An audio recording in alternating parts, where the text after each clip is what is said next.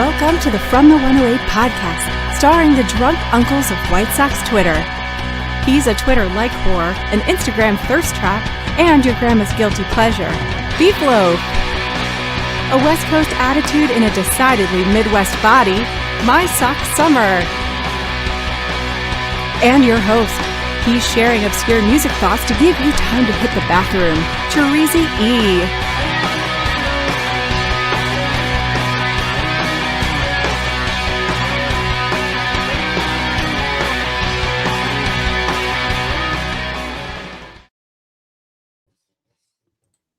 Thank you, Chorizy, and welcome to the From the 108 podcast. Get ready for some baseball, beer, and bullshit. And remember the drinking rules. If I, BeefLoaf, say I manifested something, discuss a blog I wrote, or talk about my very well-regarded and popular podcast, The Au Jus, you drink. If MySoxSummer mentions his time on the West Coast, blames his kids for something, or says he simply does not have enough time, you drink. And if Chorizy-E shows up in the comments and makes MSS appear to be dumb, or geeks out about some play he saw, you drink. MSS, I think you had mentioned we are in the Chorizy got arrested formation, so Chorizy will not be on today. And he's in jail.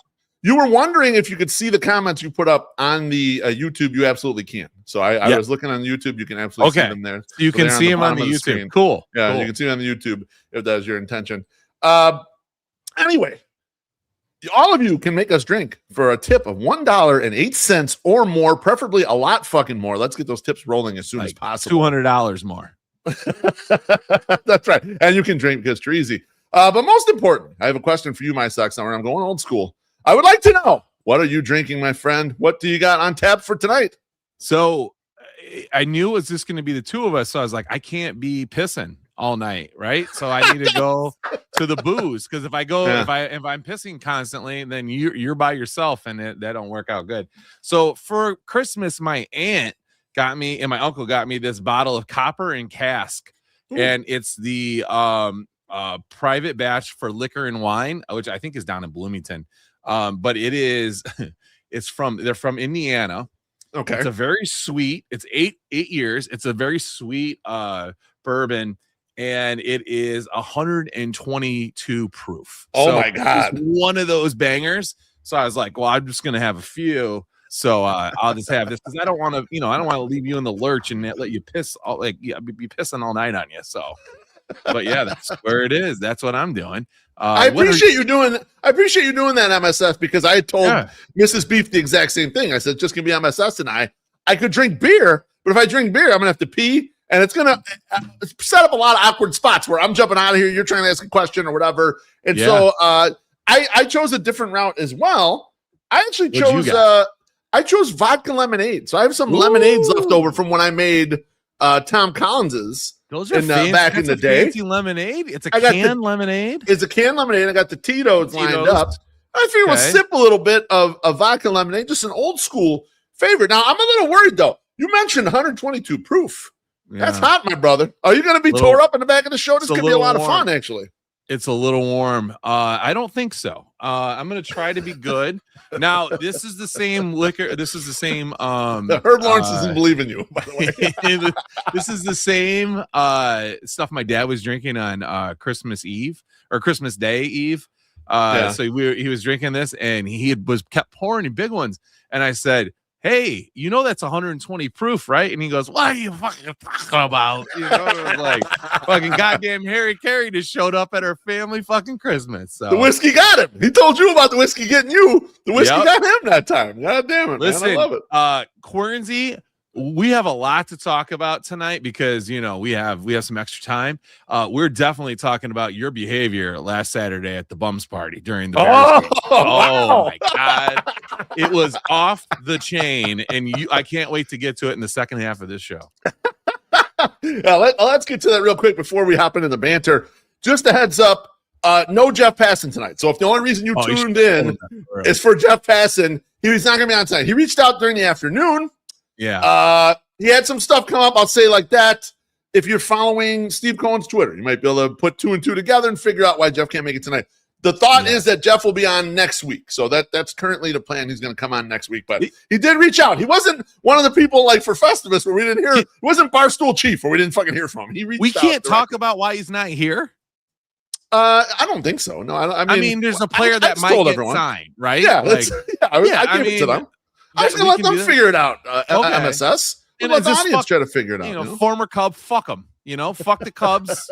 Fucking ruining our show again, and he's not even there. Fucking dick. What a dick. So regardless, Jeff's not gonna be here, but no, friend of the show. He'll be back next week. So MySoxSummer, how you doing, my friend? I'm doing good. I was not ready to jump right into this, but I have notes, so like I have it here. Oh, so first thing I want to talk about is that Chorizy-E's gone, and I don't know if Chorizy-E's talked about why he's missing, but he got his wisdom teeth removed. He did. And we were talking about it just briefly today. I was loading some stuff into the StreamYard, and you came through, and you'll play the Bruce Weber drop, when you come into the room, and that's how I know that you were there. Thankfully, you announced yourself because you're like, Jesus, if he doesn't know the camera's on, he's going to start jacking off, and I don't know if I want to watch this, which you would watch because you would want to see, and then see how prolific I'm curious. I am. Yeah, but I was like, I'm like, is your brother really not coming? Like, he got his fucking teeth taken out like 3 days ago. Like, he still can't do this, and you're like, yeah, what the fuck? So it's just like I told you, I told him also on Saturday at the Bums thing. I was like, this is how you get over it quickly. Because when I got put under, they took 2 out, and then they were like, dude, those things were so impacted. We had to only take 2 out, and then you were going to be in so much pain, so we just took 2, and then we're going to go back in and take the other 2. And I was like, what the fuck? I'm like, just let me be in pain. And they're like, no, it's fine. You're going to be okay. So I'm like, whatever. So I get them taken out. I go back to the second time, and the first time I'm there, I take the medicine, which some antibiotics. I eat soft foods. I do all the things they tell you to do. And and they hurt, and it wasn't fun, and then so they go back in and get the second 2 removed, and I come out of it, and I'm like, fuck this. Like, I bought egg salad, at the grocery store. I was like, I'm fucking eating this egg salad before it goes bad. So I was eating that the day of my surgery. I was putting tea bags, like little tea bags, moistened tea bags over the sockets, or the socket on this side, and smoking cigarettes like almost immediately. I went in to talk to the doctor after they were removed, and he goes and looks. He's like, hey, how long ago did you get these taken out? And I was like a week ago. He's like, this is the fastest healing I've ever seen done. And I'm like, I did everything that you're not supposed to do. So that was my thing. So I'm just really concerned that Chorizy is this hard up 3 days after he got all this stuff taken out. And he can't even make it. I mean, if Jeff was going to be here tonight, I can only that's just like, come on, bro. Like you have to be missing a foot or something to miss this. This is a fun show. So he got lucky, and he might be right. Chief, likes him more, and maybe Jeff likes him. Maybe Jeff canceled because he knew Chorizy was going to be out. Who knows? Maybe he saw the promo and he thought that. It's funny you mentioned this, MSS, because you actually, your first words to me when we hopped in this morning, we were both working on different stuff. We realized that we're in the StreamYard at 7 a.m. I was pulling the links to send off to our guest. One of them can't make it right now. The first thing you told me was your brother's a huge pussy for not being on the show. That was also your exact words. You were very down on Chorizy this morning. You're like, he's got to be in here. And there are people in the comments right now muscling up about their polls. Figglesworth said, I had all 4 pulled at the same time. Had pizza for supper that night. North Dakota strong. There you go. Then I saw. That's what I'm talking about. I saw Brewhan Luke got numbed up, was out drinking beers that same night. So I mean, people are out here claiming that they're tough. I guess. Hey, you know what? When you're a geriatric person like Chorizy, I guess it's harder to recover from major surgery like that. Fucking old ass. Chorizy says also MSS healing that quick. Trump-esque bullshit. Why would you mentioned a time when you were a puss and it didn't heal that quick. You mentioned them both. It seems fair, the first time I followed the rules and it didn't work, and then I didn't follow the rules and it worked great. So I've always been like, the quicker you can get back to being normal, the better it is for your body. I had my wisdom teeth pulled as well.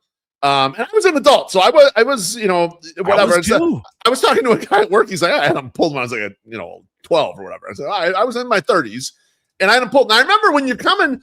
Oh, that's the other thing about Chorizy. He did not go under. They didn't put him under. Yeah, they did not put him under. So this maniac, not only is he taking 12 days off of the podcast for his wisdom teeth, he's watching them on the big screen swim around in his mouth and rip his fucking teeth out of his head. It's the weirdest thing ever, man. God, I'm like, I was horrified when he was telling us that. I was like, why would you do that? Why would you want to watch this fucking thing happen? Why would you want to watch parts of you get ripped apart?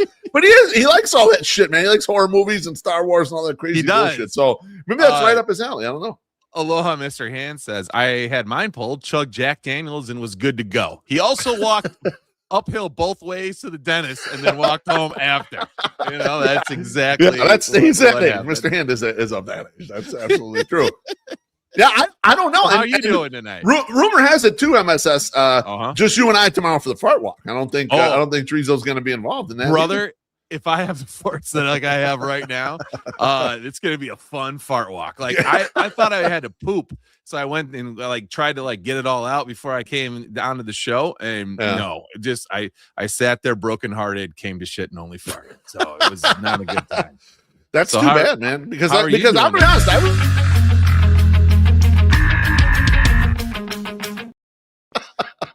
I'm all good. I'm feeling good. I'm good, MSS. I mentioned it to you guys, and I think I might have tweeted a little bit about this, but I made it back to the doctor again. Oh, yeah. That's right. I made it back to the doctor. A little checkup. Just wanted to do a little checkup. And one or two things I wanted to check in on. You know, just getting a little older, you got to check in on some stuff. So I went to the same doctor, the one that told me 272 pounds, but not that fat. Mm-hmm. I get there, and it's kind of the same situation it was the last time, where it's in the morning, and I'm thinking to myself, like, the guy made me wait last time when I got there, and I had an appointment around the same time here. So I'm like, let's see if this motherfucker makes me wait a long time. Yeah, because he's not in the office yet. So he once again has a beautiful Asian nurse come in there, and she tells me to get on the scale to weigh myself, and they actually have a really nice scale. The scale has a real big pad, so a lot of room. She tells me to take my shoes off, or whatever. I hop up on this motherfucker. I take everything out of my pockets, and I'm watching the numbers go up, and I'm like, oh man, it's 90 something, one something, like 120, and then starts slowing down. And I'm like, I wonder what's going on here. And she looks at me, she goes, "You're done, sir. You can get off." And I was like, what? Wait, what the fuck just happened there? And I had no clue that the scale that I was on was kilograms. I was like, holy shit.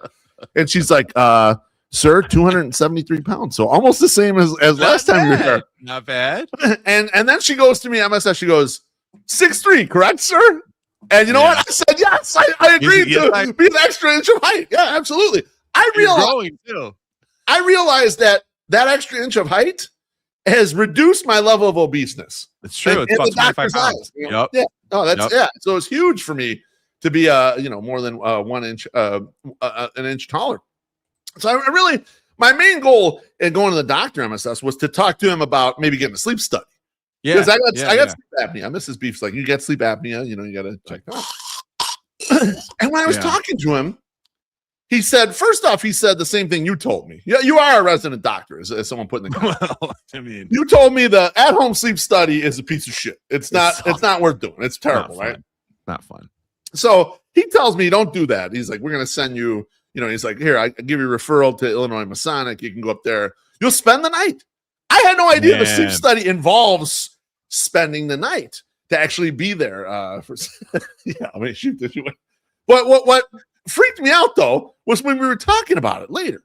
We were talking about the sleep study and the kind of thing. He goes, it's possible that, you got the sleep apnea, but it's not any risk at all to you. It's just fine. He goes, actually, if you stop breathing during the night, I say, well, yeah, my wife says, I'll stop breathing. And then you start breathing again. And say, yeah. He goes, that's natural. That goes back in history.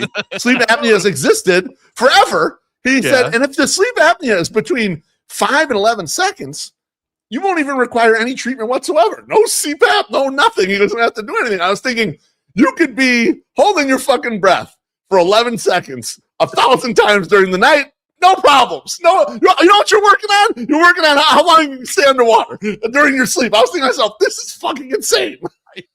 This is not a real doctor. Okay. I like, did he like fucking like burn some like mouse fur over your head and like rub like sage all over? No. No. What, like this? I don't think this is a real doctor. Because I mean, this is like literally like, yeah, Mrs. Loaf says the same thing. She's like, I want to see this doctor's credentials. And I also want to see this too, because it's like, you're obese. And then he's like, you're really not that fat. And then not that fat. And he's like, stop breathing multiple times per night. Totally natural. Totally okay. Don't worry about it. You know what I realized though, from all this, I see all this shit in the comments. My doctor's not as pussified as all your doctors. He's a real cut to it, get to the right fucking thing doctor. I like that guy. You know, I'll keep going to him now that you guys all disavow him. I know he's the best. Is his name Dr. Nick? Because that would be. I'm not going to say his name. I'm not willing to say his name. You're not going to out him. Baloney also says by 2032, when Ishbia owns the team, Beef will be 6'7". If they want to add another inch of height by mistake, I'm happy to. You got to take it. Like anytime they give you an extra inch, you got to fucking just take it. One thing I did get. I haven't gotten in trouble in the past with this doctor, but I did get in a little trouble with him this time. He said that I am taking the albuterol a little too much. Your asthma, you're taking a little. We got to get better control of this. MSS. I wanted to tell him though.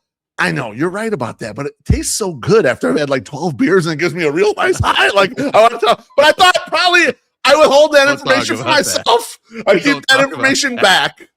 Yeah. And so he was prescribing me, some stuff for that, just kind of making sure.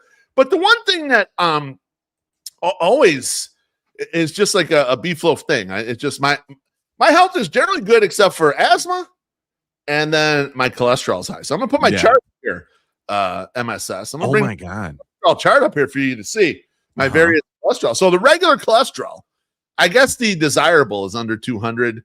It says borderline high between 200 and 239. 269. 240. Mine is a whopping 269. 269. What a good number, huh?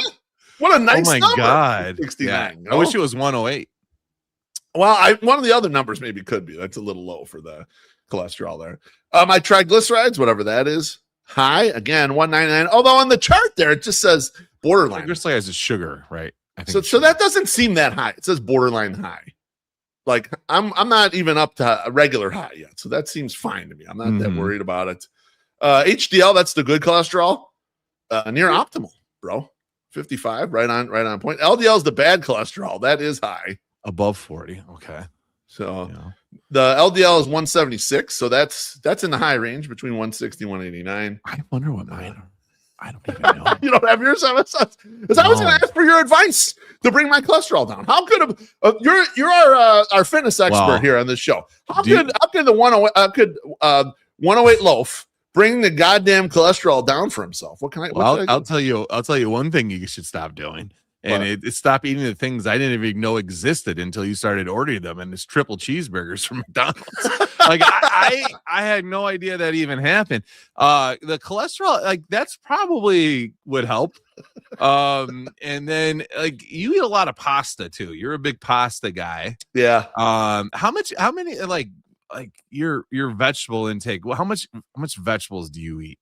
I mean, I eat a fair amount. I mean, like here's the thing. I always tell Mrs. Beef, make more extra vegetables. I'll eat them all. Yeah. But something compels her a lot of times not to make more. She feels like she doesn't believe I'll eat more, maybe, or something. Yeah. But I eat every vegetable that hits my goddamn plate.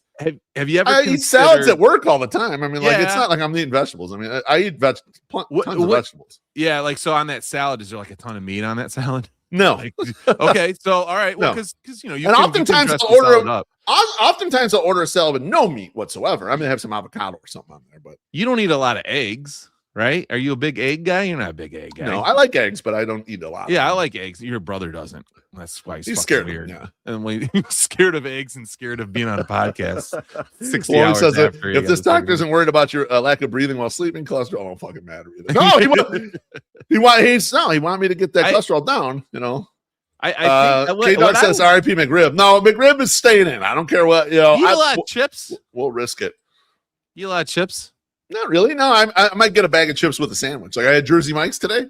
I got a bag of sea salt chips. Yeah. I just wonder because usually like cholesterol is like hey, it's just fatty foods and fatty stuff. So it's got to just be the McDonald's. You just got to like calm down a little bit on the fast foods. Like your fast food intake is just too much. Right. You should eat more like punkies and stuff, like at least a little. I mean, it's still probably not like prime, like great for you, but like, you that's probably better than do the thing. Mrs. B says bullshit. I have to make 2 batches if I made more. Don't put your bad health on me. So hey, I'm just saying, I'm gonna suggest this, and this is something that you take now. See, K-Dog has it, and he says it. He says more hummus and edibles, and like to a certain point, yes, but I don't think the alcohol really fucks with your cholesterol. So I'm not ingesting marijuana. So no, thank you. I'm not. But the hummus in the vegetables, okay, like this is, and I'm not like this is just me. I got into hummus late in life, and I probably should have gotten into a lot earlier, but I love fucking hummus. And I'll put hummus on the veggies. I'll have the celery sticks and carrot sticks. And carrot sticks have a shitload of fucking sugar in them too, but it's good sugar. It's natural sugar. It's not added sugar. And so then you got that, but then my favorite snacks. And so if you have like a whole big thing of fucking carrot sticks and celery, you can sit there and plow through that. Have some apples. Apples are good. People tell you that apples, like an apple a day, is like one of the best things you can do. I've also heard grapefruit. I eat a lot of grapefruit. Like I will peel and eat grapefruit. It's like an apple or like an orange. I fucking love grapefruit. So a lot of that shit just gets all that crap out of you. So that's what I would suggest, those 3 things, and just start next when you're hungry, snack on those, and then because your cholesterol's high, maybe not eat nuts. Don't eat peanut butter. Don't eat like that kind of stuff. I'm not big into peanut butter either. No. Tracy says eat more cookie cakes. That's yes. That'll help it. MSS is suggesting on the snacking. I'm not a snacker though. And he's gone. He's been booted from the thing. I'm not a snacker at all. My eating is sit down for a meal and just overeat that meal. So it's not really a snacking thing. It's not like I'm getting up at night or whatever, and I have a hankering for something. That's not really me. Treasy says Al Gore is tired of your hummus talk. Yeah, I don't eat hummus. I'm just not a fan. I like a lot of things. I eat almost every vegetable known to man. I'm not, no hummus for me. Fuck hummus. Ruben Luke says cholesterol's high because you just went to Vegas, then how holiday parties, then you were in fucking Puerto Rico. You're fine. Guarantee the numbers go down in like a month. Probably correct. Now I must mention I was fasting when I did the labs, so that is appropriate. That's what you should be doing. So it wasn't like I ate something this morning and it fucked my goddamn numbers. That wasn't it. So anyway, hopefully MSS will get back here shortly. And but in the meantime, how about let's see if we got ready-made ads or not, or if he's gonna wing it for himself. Yeah, I think he's actually reading a live ad today. Beautiful, love that. Once again, to mention the audience, Jeff Passan's not going to make it today. He's not going to be out here. We're supposed to have him come on next week. So Gabriel Bearstown's going to be joining us in just a little bit to give us a Bears preview. And then the back half of the show is just going to be like one of our normal 3-hour shows where we get running on this shit. So, let's go for that. Let's get to a drink right now. The big homie, John Nava, is up in there. He says, cheers, fella. Hoping for a Bears win and an Indiana Hoosiers title. Man, the Hoosiers look fucking unstoppable, John. I bet on Oregon the other night, and they fucking stomped the shit out of them. I don't know how they're such a juggernaut. I watched them play 2 games where I was not sure they're going to win the game. It was the game in Iowa that I thought Iowa probably wins if the Iowa quarterback doesn't get hurt.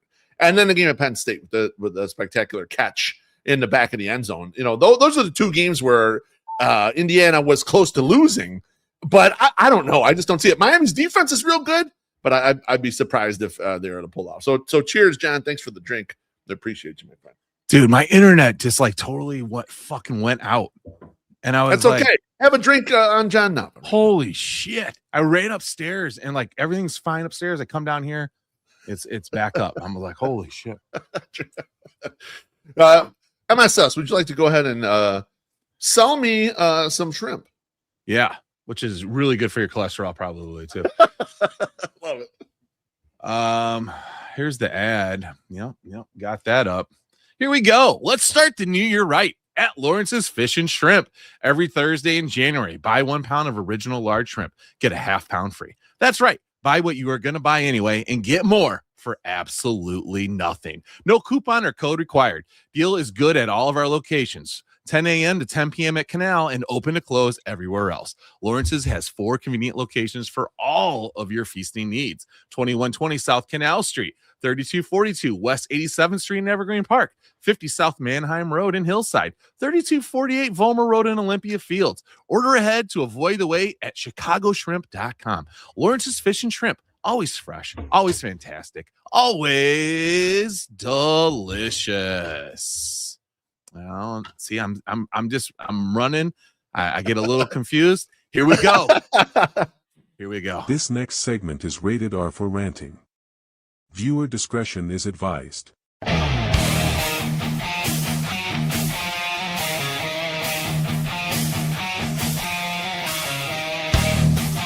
Get ready for the Ranking Bell!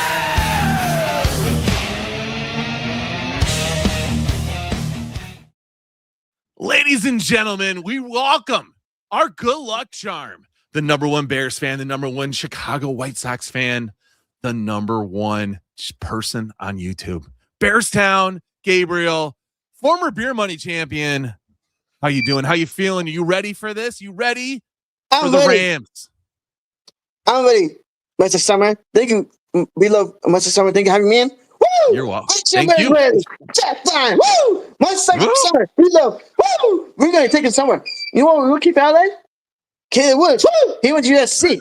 Maybe he has the money. Maybe he can do. Woo! Chat time. You know, Caleb Woods played for Chicago. It's like where Mike Dick is Woods. There you go. The Pretty Boys, the Smiths. Oh, yeah, Chicago, South Side. The Gaboskis. See, excellent nurses. They're the Pretty Boys. They're lazy people. The hard-working class, South Side. Woo! We're going to whoop some ass. So the Bears going to whoop some ass. They're going to whoop some ass. So you're feeling overly confident about the Chicago Bears having the Rams come to our town.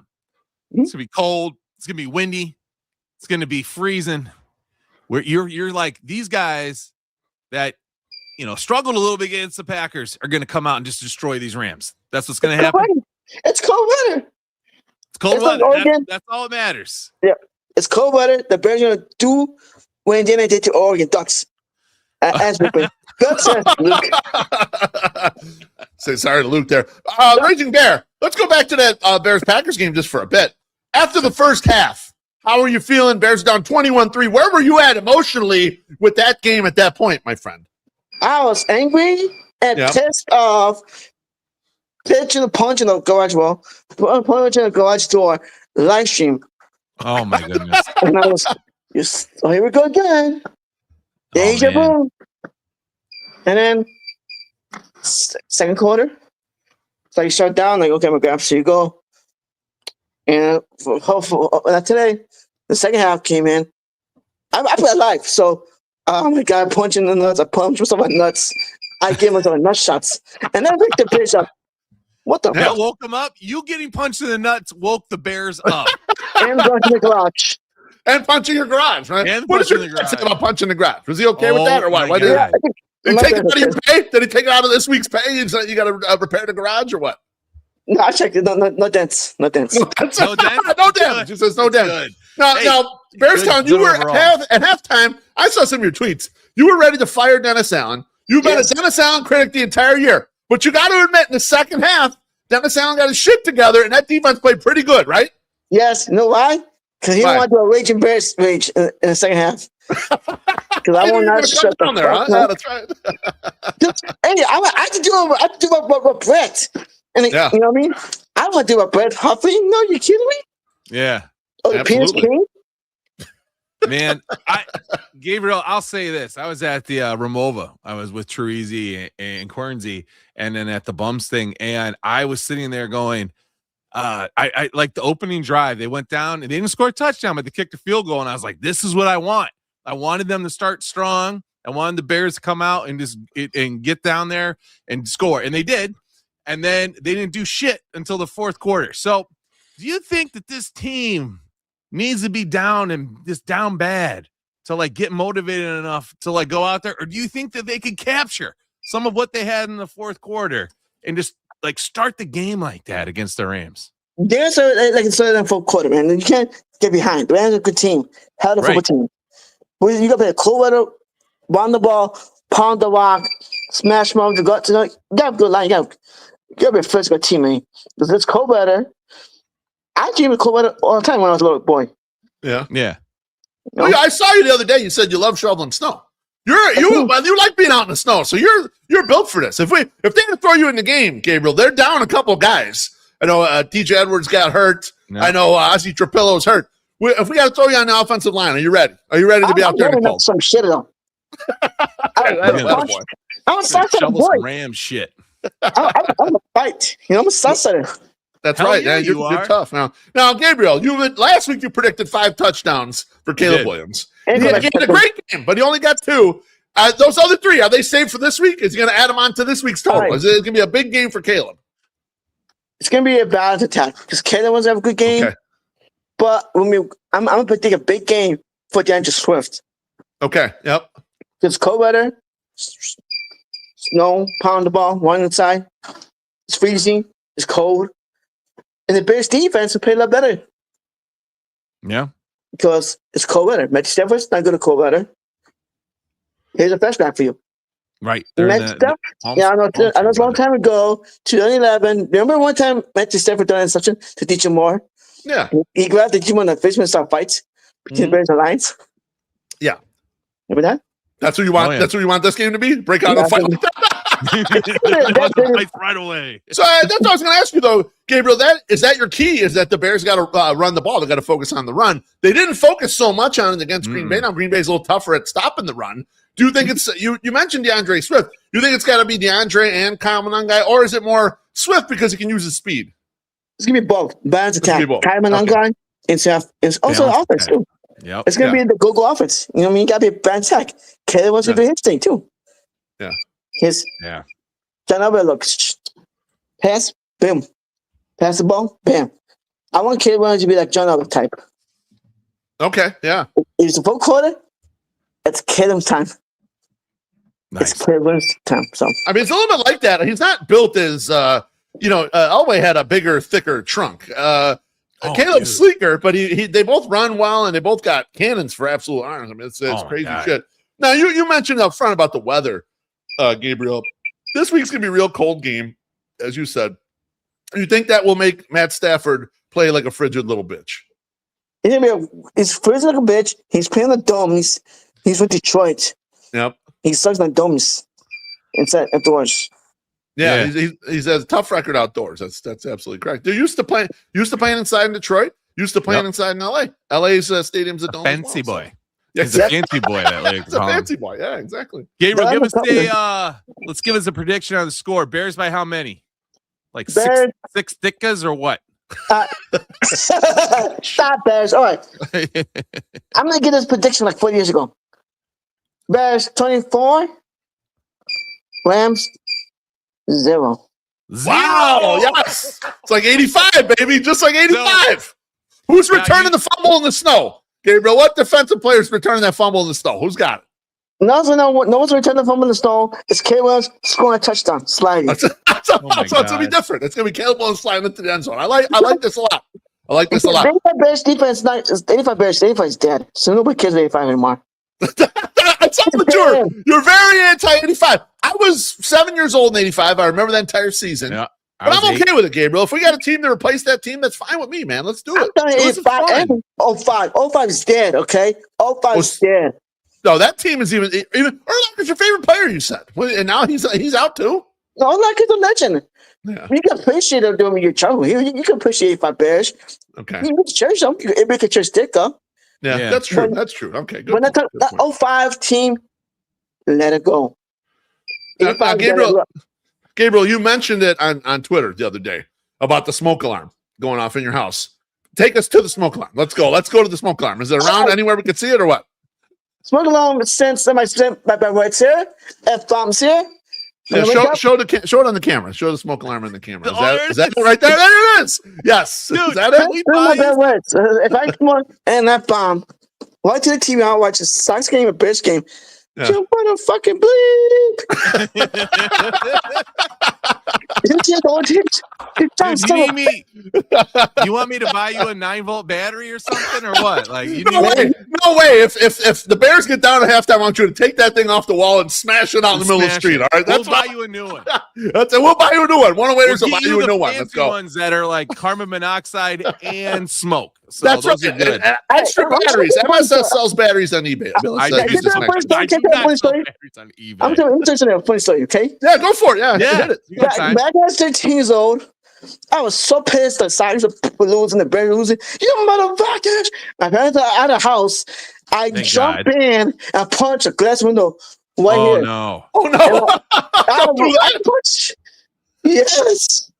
Oh my goodness! And I was scarred. You're gonna hurt yourself doing that shit. Oh, yeah, no. don't punch a glass window. That's not good for you. No. Don't hurt yourself, bro. So, let us Star Wars, boys. Because if you're 13 years old, you're not Anakin Skywalker. Like, you motherfuckers, like that. Yeah. Yep. That was you. Is that a mistletoe behind you too, Gabe? Yeah. Who are you making out with underneath that mistletoe, Gabriel? No one does that. It's just a decoration. That's how dare you? You don't bring. When you used to be airplane, when you used to be airplane, when I was a little kid, they used to be airplane, punching bag. People in the comments disagree with us. They want Chorizy says take it off the wall and change the batteries. And David Crosby says I've got an old battery free of charge. Okay. You know what? They're against us. I thought it was fine. I just wanted to see where it was. Now, Gabriel, before we let you go, I have one thing I need you to do for me. Okay, can you do something for Uncle Beef if we need it done? Okay, I'm not sure. I saw this on Twitter a little bit. There were people out there on the internets saying that Jim Cornelison singing the national anthem can be bad luck. Okay, and then someone pulled the record and it actually wasn't that bad. His record was like 12 and 10 or whatever. However, if the Bears do lose with Jim Cornelison singing the national anthem, I need you to give Jim Cornelison a nut shot. Can you give him a nut shot for me? I love. See, the thing is, I love Jim too. I love Jim too. I love Jim too. What are you gonna do, Gabriel? I'm a Blumhouse hater. I'm not a Blumhouse fan. Yeah. I would, man. For you, I would do it. All right. Because I like the guy. He's amazing to me. If you were gonna tell me that you won't punch Jim Cornelius in the fucking nuts, but you'll hit me in the nuts, a guy that you watch Sox games with 60 times a year, you'll punch me right in the balls. But a guy you probably never met, you were like, I can't hit that guy. I love that guy. But like, come on, man. I didn't crap a lot, and I didn't look in. What is it? Oh, you can listen. You hit Luke in the nuts anytime you want. Okay, he's not using it anyway. But not Crawford. Crawford and his wife are trying to get pregnant. Just no nut shots for him for a little bit until he's got a baby. Also, Southside 100%. Jeff says can't change the smoke alarm batteries before the game. You can't jinx. I agree. You got to keep it the same. 100%. If Bears lose, here's the deal. If Bears lose, I'm shaving my head. Oh, my beard. And beard? Or are you just going to grow a beard out? You shave everything? Beard? Hold on. Everything. Let me get this people. Shave my head or shave my beard? Shave your head. Yeah. 100% shave your head. Yeah. Leave the beard. Have more of an impact. A real long beard. Like Gordo. Yeah. Remember when Gordo used to have the big long beard? I can't. Yeah. My parents would kick my ass, so. Well, you don't want to get it all in the food. That's fair. So I get that. Yeah, you don't want. My mom's like, George Stumper. I'm like, no beard in the house. No beard. Hey, you got to George Steinbrenner, man. No facial hair. You got the no facial hair rule in the Silva house. I like it. No sideburns, no beards. I love it. Exactly. Well, Gabriel, thank you very much for coming on the podcast tonight and predicting that we are going to shut out the Rams on Sunday at 5:00.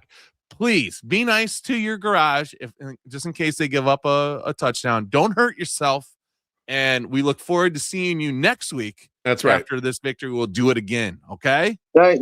Thank you, Jacob. Thank you. BeefLoaf. Thank you for having me in there. Chorizy, get well, my friend. That's right. Attaboy, Gabriel. He's a little Let's go Bears, baby. Let's go. We'll see you soon, okay? Take care, brother. Salute, guys. Shut up, boys. Be good. Man, that was I tell you what. That was great. I don't expect a lot of things. I definitely did not expect him to say that the Bears were going to give up 0 fucking points on Sunday. I like it. I like the callback. It's good. I like the under. I like betting the under in the game. Yeah. I don't know if I want to go that far under. Like, I don't know we can do that. Who needs Chorizy? This is all we need. We just need some Gabriel. That's all we really Jeff says, need. who needs And passing? who needs passing? Yeah, exactly. Let's get to this drink real quick. Midwest Kid, 1992. Thank you, my friend. Cheers, Appreciate brother. that. Appreciate you hitting the drinks. Thank you. And he said, you got to believe, I think, too. I think he said that. Oh, nice. Hell yeah. I love that. I love that choice. All righty. MySoxSummer, you want to This guy's giving me a hard time. Go fuck yourself. Well, he's mad that you said he could get nut shots. He says, the fuck is this shit? Well, someone's going to get the nut shots. We know it's got to come but somebody. You know, well, yeah, somebody's going to get punched. There's concerns about the carbon monoxide. It is a concern. It can be. Most of them have it built in, so I'm assuming that he does too. Because a lot of them, they won't let you change the batteries. You just have to buy a new one. But I'm gonna pay a little bills here, and here we go. Looking for a perfect way to kick off the new year? Start fresh with a brand new Mazda. Whether you're looking for a sporty sedan or a versatile SUV, Mazda has the right vehicle for you. With Mazda's signature sleek design and unmatched performance, you'll turn heads everywhere you go. And with advanced safety features like blind spot monitoring and lane departure warning, you can feel confident and protected on the road. Plus, with cutting-edge technology like Apple CarPlay and Android Audio, you can stay connected and entertained while you drive. And with Mazda's commitment to sustainability, you can feel good about reducing your carbon footprint. Visit MazdaOverlandPark.com to get all the specs and details on the complete line of Mazda. Whether you're from the Chicagoland area, Northwest Indiana, or Southeast Wisconsin, they would love to have you visit and test drive a Mazda today. Happy New Year from your friends at Mazda of Orland Park. Mazda of Orland Park, home of the Zoom Nation. 8910 West 159th Street, Orland Park. 708-444-3200. Zoom. I think I might run that 3 more times tonight. It's funny, when you have a front end of a show all ready to go, and then it's like, it's gone. It's just gone. So then you're like, you gotta about 3:00 in the afternoon, it's gone. And then you gotta struggle, or you gotta be like, okay, what are we gonna do? So luckily, both you and I, in addition to being very snazzy dressers and figuring out that each other was gonna wear this shirt, and we both can talk a lot. So Loaf, where do we want to go from here? It's a good question. I was kind of thinking that we do what we always do, MSS. We do it 3 things style, where we ask questions, bring up topics for each other, and just flip back and forth. Me and you, and we'll go as the night takes us. But before we do, let's get to this drink real quick. Aloha, Mr. Hand says, Beef, your cholesterol is rookie numbers. And has MSS broken any toilet seats lately? No, and I have not. Thank you, my friend. Thank you. I appreciate you bringing that up. I'll say this, Aloha, Mr. Hand. I'll drink this first. I'm going to guess on my cholesterol that if I work at my cholesterol, I'll get it down into a normal range. But I'm a reckless eater in some. You are a reckless eater. So and that's kind of where you find solitude sometimes within the food. It is at 3:00 in the morning. I go through some photos every so often because just trying to look for stuff. And man, shout out to Aloha, Mr. Hand, for losing, I would say, almost a person. Yeah, the guy is like, he's unrecognizable in some of the old photos. He has really, really turned that around. And congratulations on losing all this weight that Wally has taken. Wally Money has taken every pound that Aloha has lost and has just ballooned up even bigger. So it's been an amazing run. I don't know how you got to transfer all that weight to Wally, but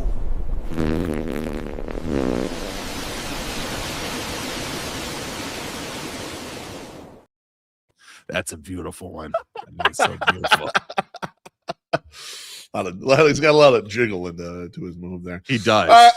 Well, let me kick this off. I'll start. Sure. I don't know if you want to play some music or not. I'll leave it up to you if you want to. You know what? If you throw a little bit of music in here, I know you got some shit. I have some music in here. Let me get some music in here. I got to turn it down, way down. Way down. We had it because I had it up for drops. I don't know if. Yeah. No, the background music is separate.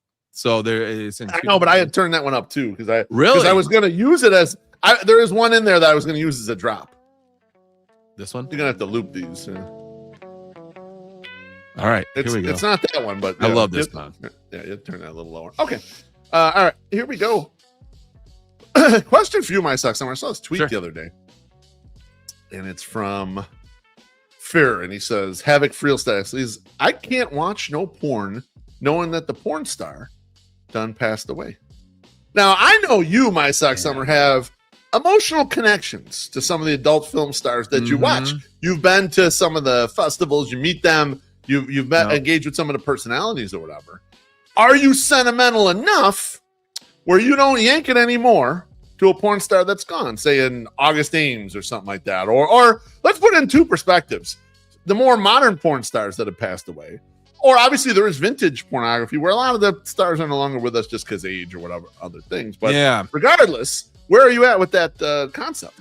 So I am like literally scanning my brain right now, trying to think if I've, worked it to a chick that's no longer with us, and I'm sure I have. Like honestly, I have to say that the odds are that has definitely happened.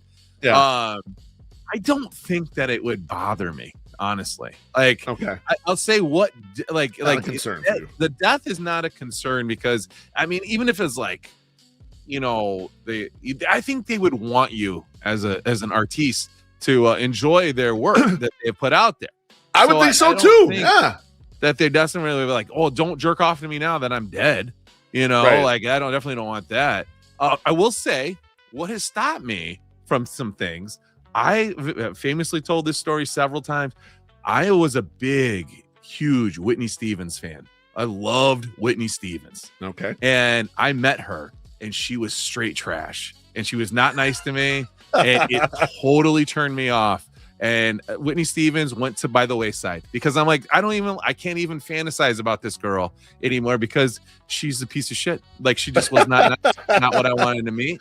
And conversely, people that I have met that were cool as fuck that I might not have been into before because they were corny routines or whatever they do. I was like, you know what, Sunny Lane, maybe I will give you another shot, because you were really fucking awesome and engaged with me very well. So that stuff is more like, it's more about the person, not necessarily if they're alive or dead. Okay, not their current the current life status. Their current status. MSS comparing porn stars to Van Gogh. And Jeff says, Smack Pass meets Alive or Dead. Yeah. Yes. That's kind of where we're at there. Go ahead, MSS. You up, my friend. So we just had, I'm going to wait on that one. I'm going to talk about, you had a birthday in the house. Can we talk about the birthday in the house? Sure, yeah, go for it. Okay. Sounds good. So you have a daughter. She just turned 16. She did, yeah. I have two daughters. One's going to be 10. One's going to be 8. You have a 16-year-old. How fucking terrified are you right now that you have a 16-year-old that's going to be able to drive and just go away? Like, just get into a car and drive away from you. And, like, does that freak you the fuck out, or does that not freak you out? Not really, no. I don't know how to say this. I guess I haven't had a lot of those types of fears with my daughter. Uh-huh. I kind of, and I don't know if it's because she has kind of a little more, she's cautious, I'll say. She's the person who's very cautious in a lot of aspects of life. Kind of reminds me of myself from that perspective. And I also kind of, I'm of the stance that, like, you do the best you can to raise your child.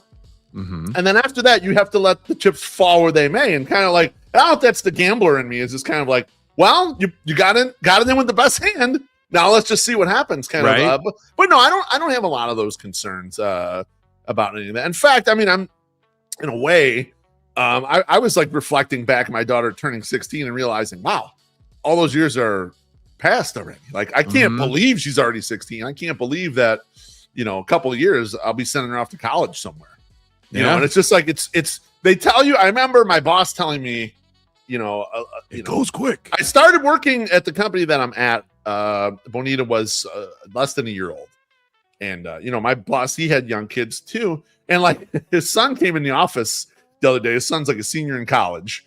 His son had internships and shit. I'm obviously I'd see him and say hi or whatever. He connected with me on LinkedIn. I was like, bro, I remember when the kids were so little. I was like, anybody told me, he's like, yeah, it's gonna fly by, man. You just wait and see. And it has flown by. Like, that kind of thing has flown by. But no, I don't have those types of concerns.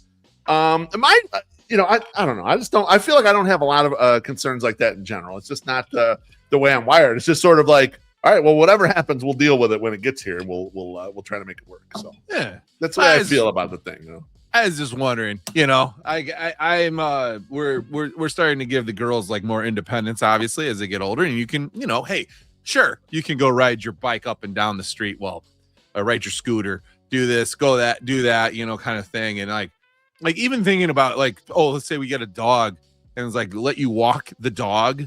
Can I let you walk the dog by yourself in the morning? I'm like, I can't. No, like you can't Maybe do not that. yet, but yeah. But you get worried about that shit. You're just like, Jesus fucking Christ. And I can just only imagine getting behind the wheel of a car, which I fucking hate other drivers too. So I'm just like, I don't. Yeah. But there's a lot there's a lot of growth between that age and this age. Like between 10 and 16 is a big jump. Oh, maybe I'd feel differently if I was looking at it from that perspective. But but even at 10, like my wife was always like, she worried about if she'd make friends. She worried about a lot of that stuff. I didn't necessarily worry about a lot of that stuff. I was just like, well, whatever happens, I got to be here to help her figure out the aftermath. And that's I was like, I can't get worried about it before it actually happens. That is interesting because I think we're similar in that regard. Like I see enough of my daughter, or myself in both my daughters. I'm like, I ain't worried about them ever meeting people or talking to people. Like they'll be fine. Yeah. They're fine. They probably are too good at some of that stuff. They shouldn't be as good as they are. So, and so what we were waiting to happen actually happened in the comments. Jackie Cheer says Tucker to the Dodgers. Jesus fucking Christ. Yeah, I mean the Dodgers. That's not what I would have thought earlier today. No. Not that I didn't have any intel or anything, but Jeff told us today. He's like, Tucker's going to go today or tomorrow. So sorry, boys, I got to pull the plug on this, but he did reach out. So he did not leak the team to us, though. We did not tell that. No, he didn't say it. He definitely did not say it. So that's fucking crazy. You know what? That was one of the questions, and I'll ask him when he comes on. It's like. Do you think that anything's going to change? Like the parody that's in the NFL, the parody like between like the Bears, just watching the Bears season go from like being horrible to being great and like on the verge of like getting the Super Bowl if they win 2 more games, right?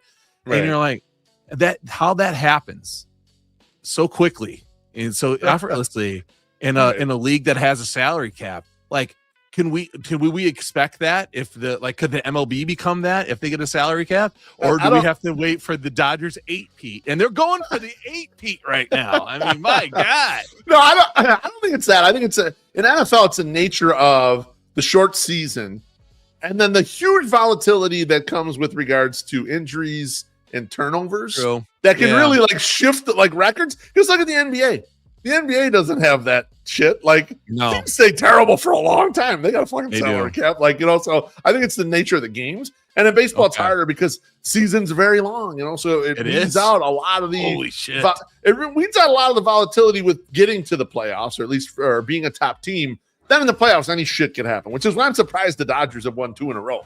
Because I thought for sure something weird would happen and knock them the fuck out. So crazy though, if the Dodgers getting it. The last World Series, and then that could have won either way. So yeah, exactly. The Blue Jays had that. So all you, what's up, bro? We got to get into this right away. I mean, like I should have brought this up first, but I kind of wanted to do the porn star thing.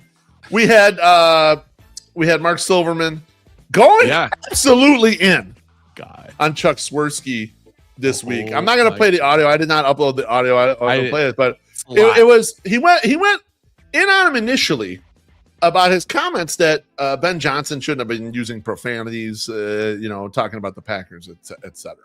And I think a lot of people saw comments similar in a similar vein and just thought, fuck that. This is the competitive spirit. People are having fun with it. Rivalries are fun.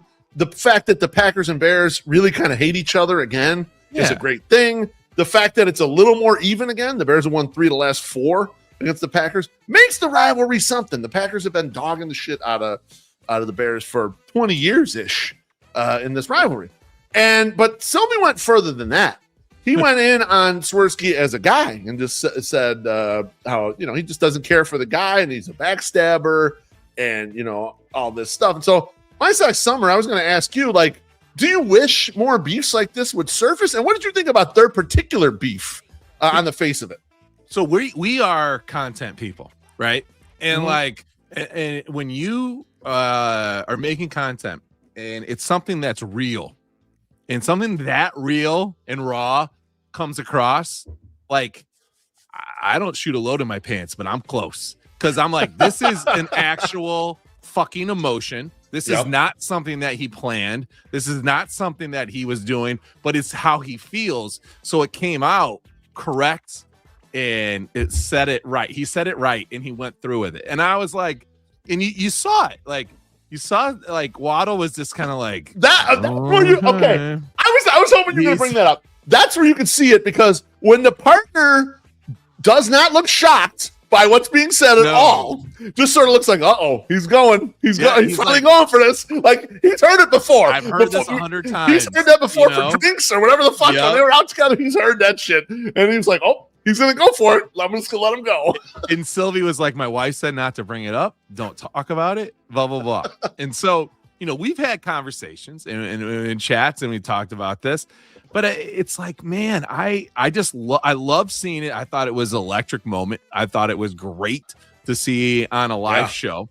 Me too. But the one telling part of this, and I know there's a lot of different ways we can go after this too. And we talk about a lot of different angles. But the one angle that I thought was very telling is that nobody jumped in and really defended Chuck Swirsky after Sylvie went out there and said all his shit. Now, you can say, oh, well, it's just a radio station in Chicago. That shit got retweeted a shitload. And a lot of people said a lot of negative things about him. So I would expect his buds to fucking like sack up and start like, hey, listen, Chuck gets misread on this. He gets done on this and do with that. And that did not happen. Okay. And Chuck has been at this one person for a long fucking time. Chorizy brought up in our group chat that the Max Headroom thing, the guy who's a fake Max Headroom that took over the TV station that was in the 80s, he was talking about Chuck Swirsky. He's been around in media that fucking long. And you're right, MSS. I didn't see one person of noted Chicago media say this is bullshit. Sylvie shouldn't have said this. Chuck's a good guy, or like you said, he's misunderstood or whatever the fuck. I didn't notice it until you pointed it out, but then I'm looking around, I'm like, no one said anything. And what I wondered, not to talk out of school, is sometimes you talk bad of a media person and you put it out on Twitter and that media person blocks you and it gets kind of public or whatever. And then you get DMs from people and they might be agreeing with what you think about that person. And then you say another thing about them when that person misses a charity thing that everyone and their mom was involved in. And you get some more outreach from people that, that person's a bag. And that's why they didn't do it. I wonder how much of that was going on that we didn't see in the DMs saying good for you about this. I really wondered it, MSS, because you saw what we saw about certain things we've said. Yeah. And you're like, and I didn't see a lot of defending there either from people. So it's interesting. You don't always know, No, you don't. And I'll put it out here. I'm a low-level person. I'm scum of the cesspool. Okay, we're not very high up. And when me and Joe Obvious had our fight about him trying to get free shit for people and profit off them, fucking low-level, former MLB guy Ryan Dempster's yelling at me. Okay, so people stand up for people when they believe it. Now, did I get some DMs from some people about Joe? Sure. Absolutely, right? Did he probably get a shitload of DMs about me? No, because no one knows who I am and no one cares. Like, so it's not a fair fight. But what I'm saying, that is a very telling thing. And I also I really believe that, like, I don't know. I think this guy is just not the person that he portrays to be out there, because we saw some comments and people are like, oh, you're attacking this guy and his character, his character. Well, the things that Sylvie was complaining about were like, so Chuck attacked Ben Johnson's character by saying he shouldn't cuss. Okay. And then, Sylvie went out and attacked Chuck's character. Well, Chuck and the things that Sylvie were saying that we are potentially true, maybe not true. Maybe not. We don't know. He's attacking other people's character and saying Yep. Bill Wennington shouldn't be on this show. I should be doing that. This should be happening, not this. I know better than you know. And you're attacking their smarts and their character too sometimes. And I just like that was the weirdest thing to me. It was like he's doing the same thing. Like you can't say it's right for you to do it because you're reportedly a Christian who's into adult diaper wearing. But and then other stuff like allegedly he follows them. Now listen, sometimes you can get tricked and follow somebody and not know that they are fucking or their account over time someone's account get hacked and taken over or whatever. Right. There's a lot of potential excuses. How many people did he unfollow or block today that he probably didn't even follow? Oh my God. That MSS pays attention to MSS. his Twitter. Bro, the name searching and blocking everyone is crazy work. Let me tell you, my friend. Shit. Crazy work. Are you kidding me? Shit. Wow. So I was shocked by that shit too. You think that they're not petty. Now, Sylvie also said that he shows all the bad tweets to Jerry Reinsdorf. Anytime somebody tweets something bad about the Bulls, he goes and shows them.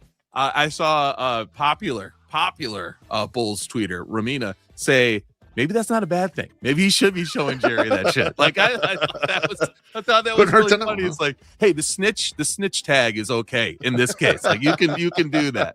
So go ahead and snitch tag here. Yeah, I wanted to ask you this question on MSS about this particular thing. Let's remove it from this particular beef.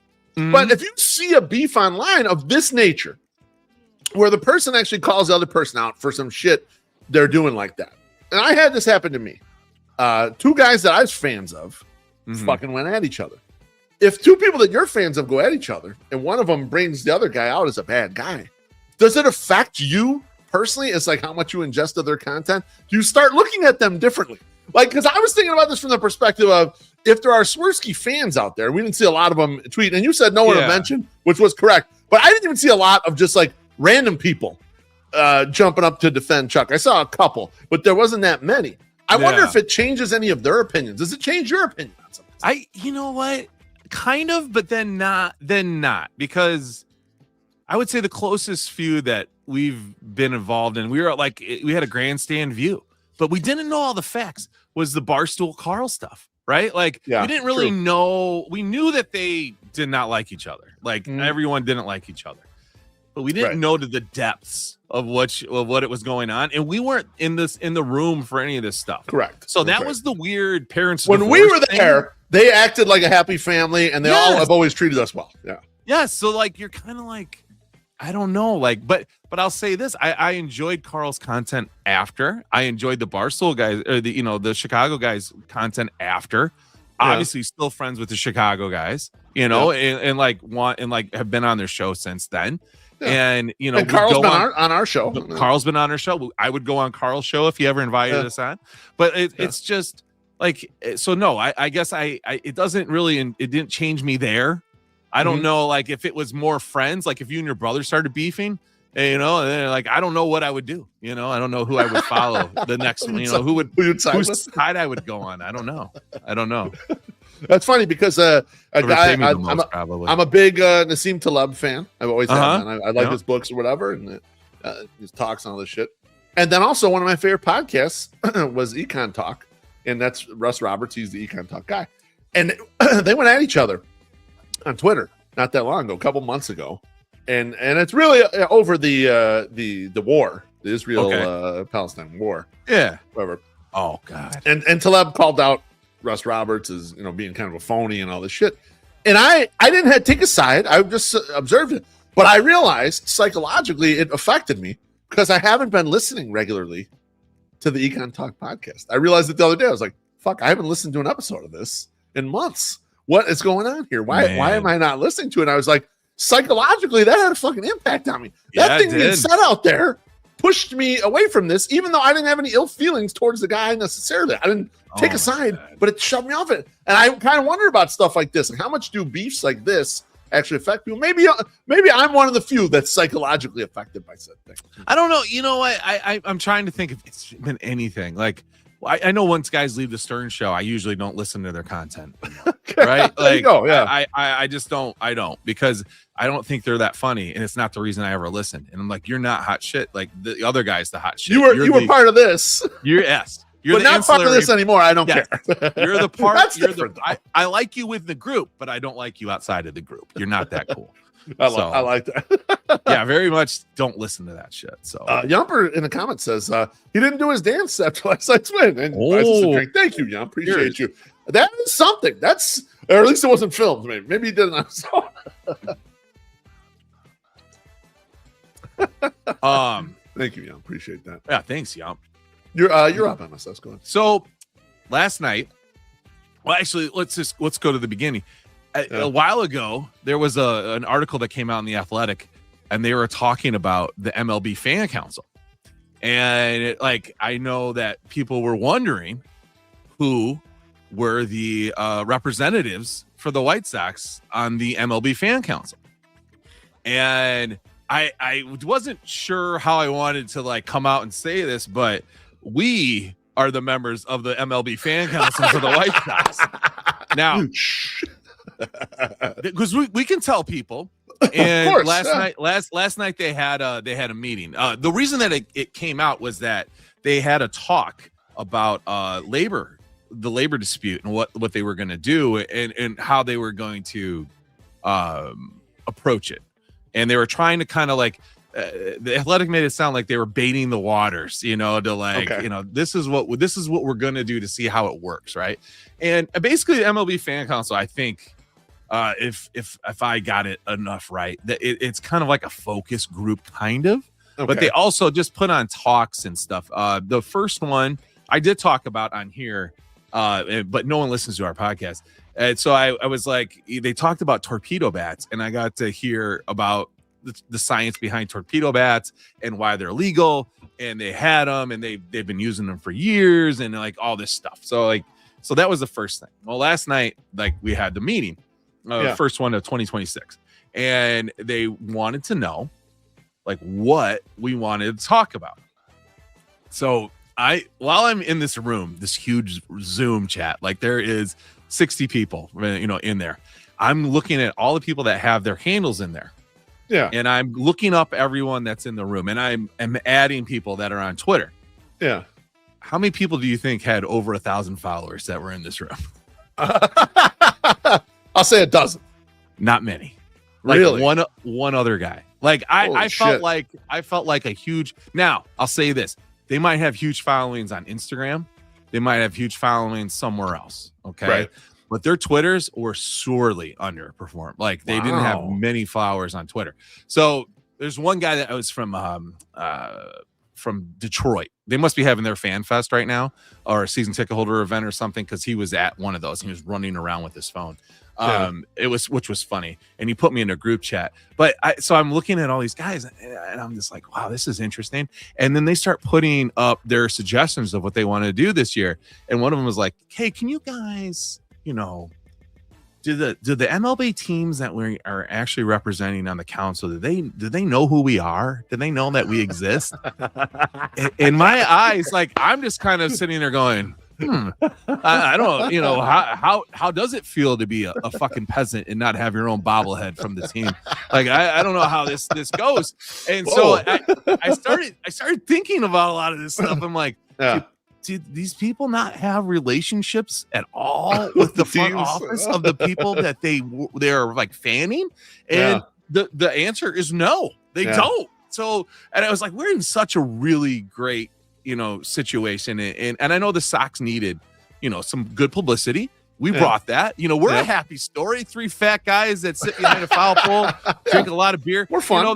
We're fun. But so my suggestion to the group was like things I wanted to have a discussion on, and then I want to get what you think you would want to hear from the MLB. The first thing I wanted to know about, I was like, what is the MLB doing to market the game? You had a successful World Series that was insane last year. People the whole loved playoffs it. Was great, man. It was tremendous. Yeah. What are you doing to build upon that? Going into the WBC and then the next season, what are you doing to build it and make it a bigger sport? That was the first thing I said I wanted to do. and I wanted to hear about. And the second was, what is going to be the MLB solution to losing all the RSNs? Like, what is the point? Like, what are we going to do here? Because it doesn't look great, and different cities don't have different things, and it's all weird. So those are those two things. What would be something that you would bring to the MLB marketing focus people and ask them to have a conversation about? What would you like to know about the MLB? That's a great question.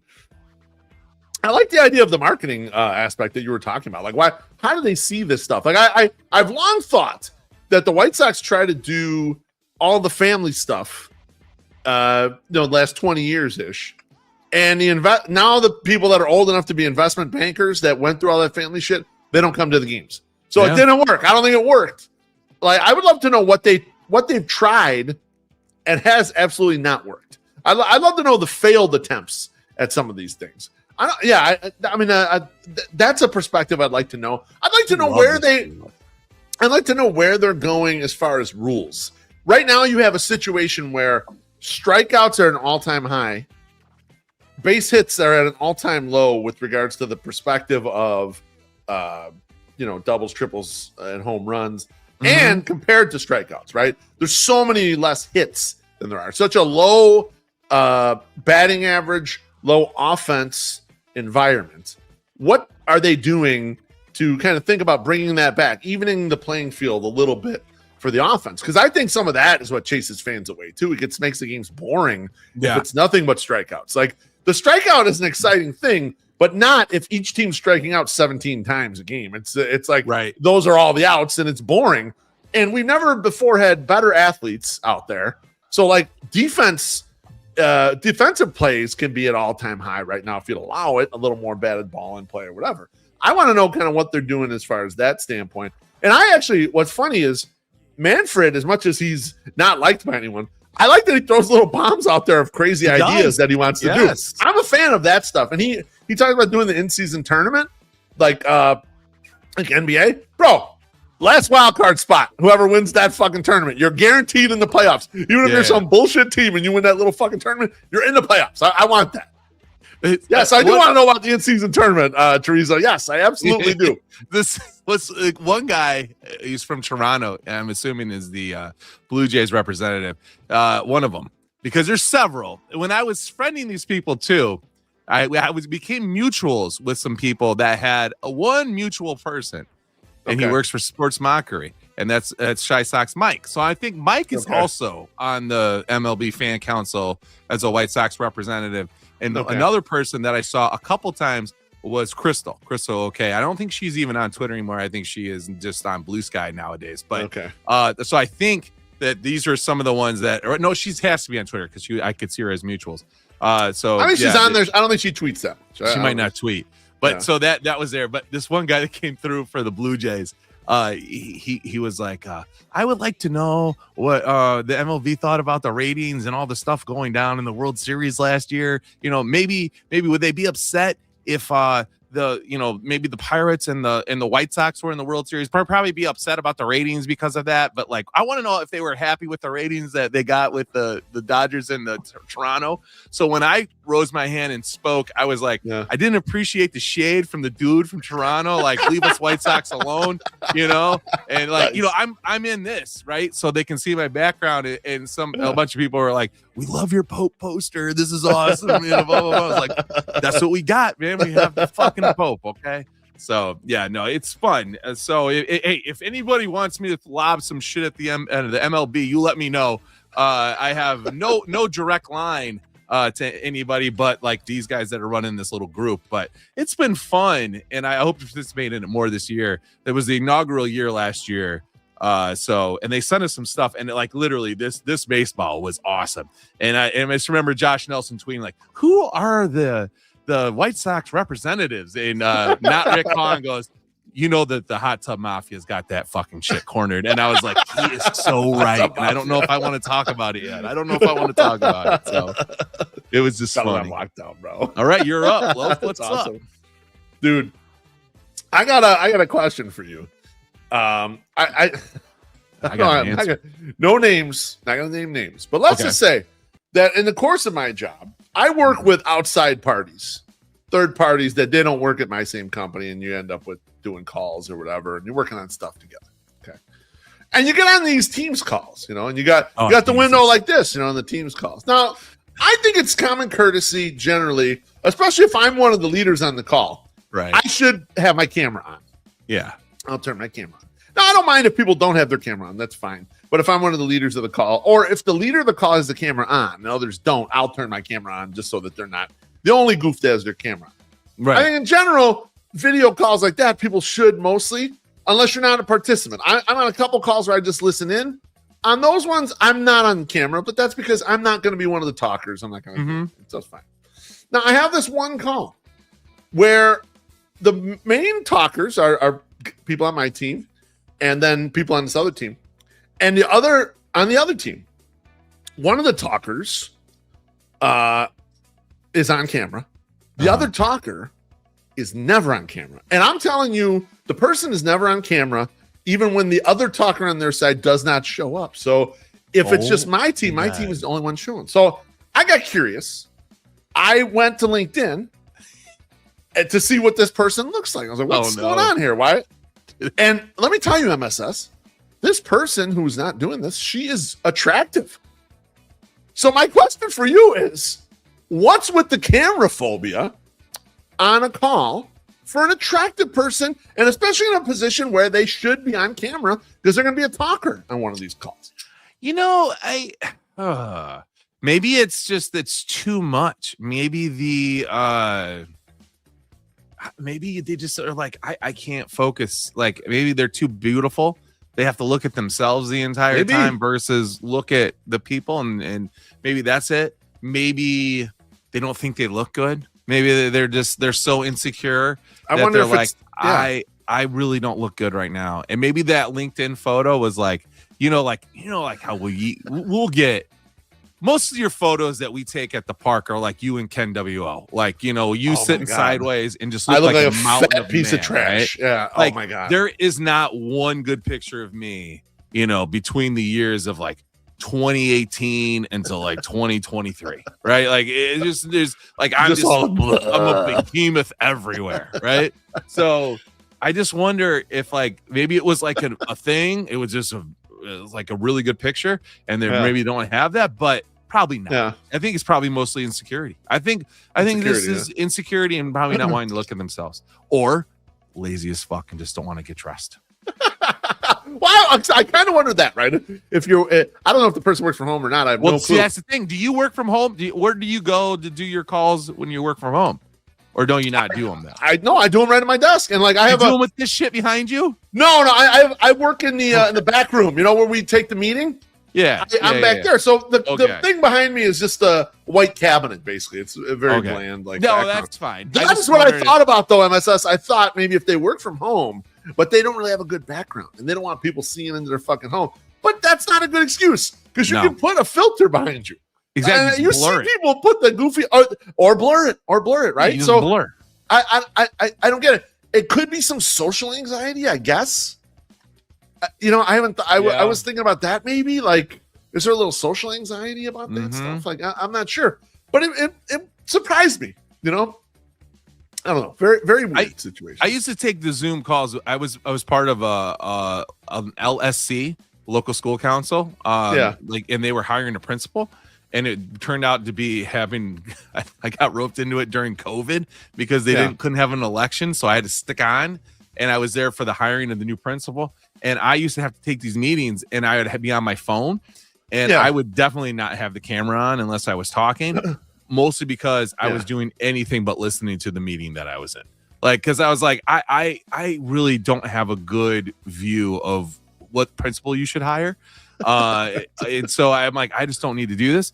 And so they ended up like we heard all these things, and I just remember one person that they interviewed, and I didn't like her because when she came in, she made a political comment. Now, I agreed with the political comment.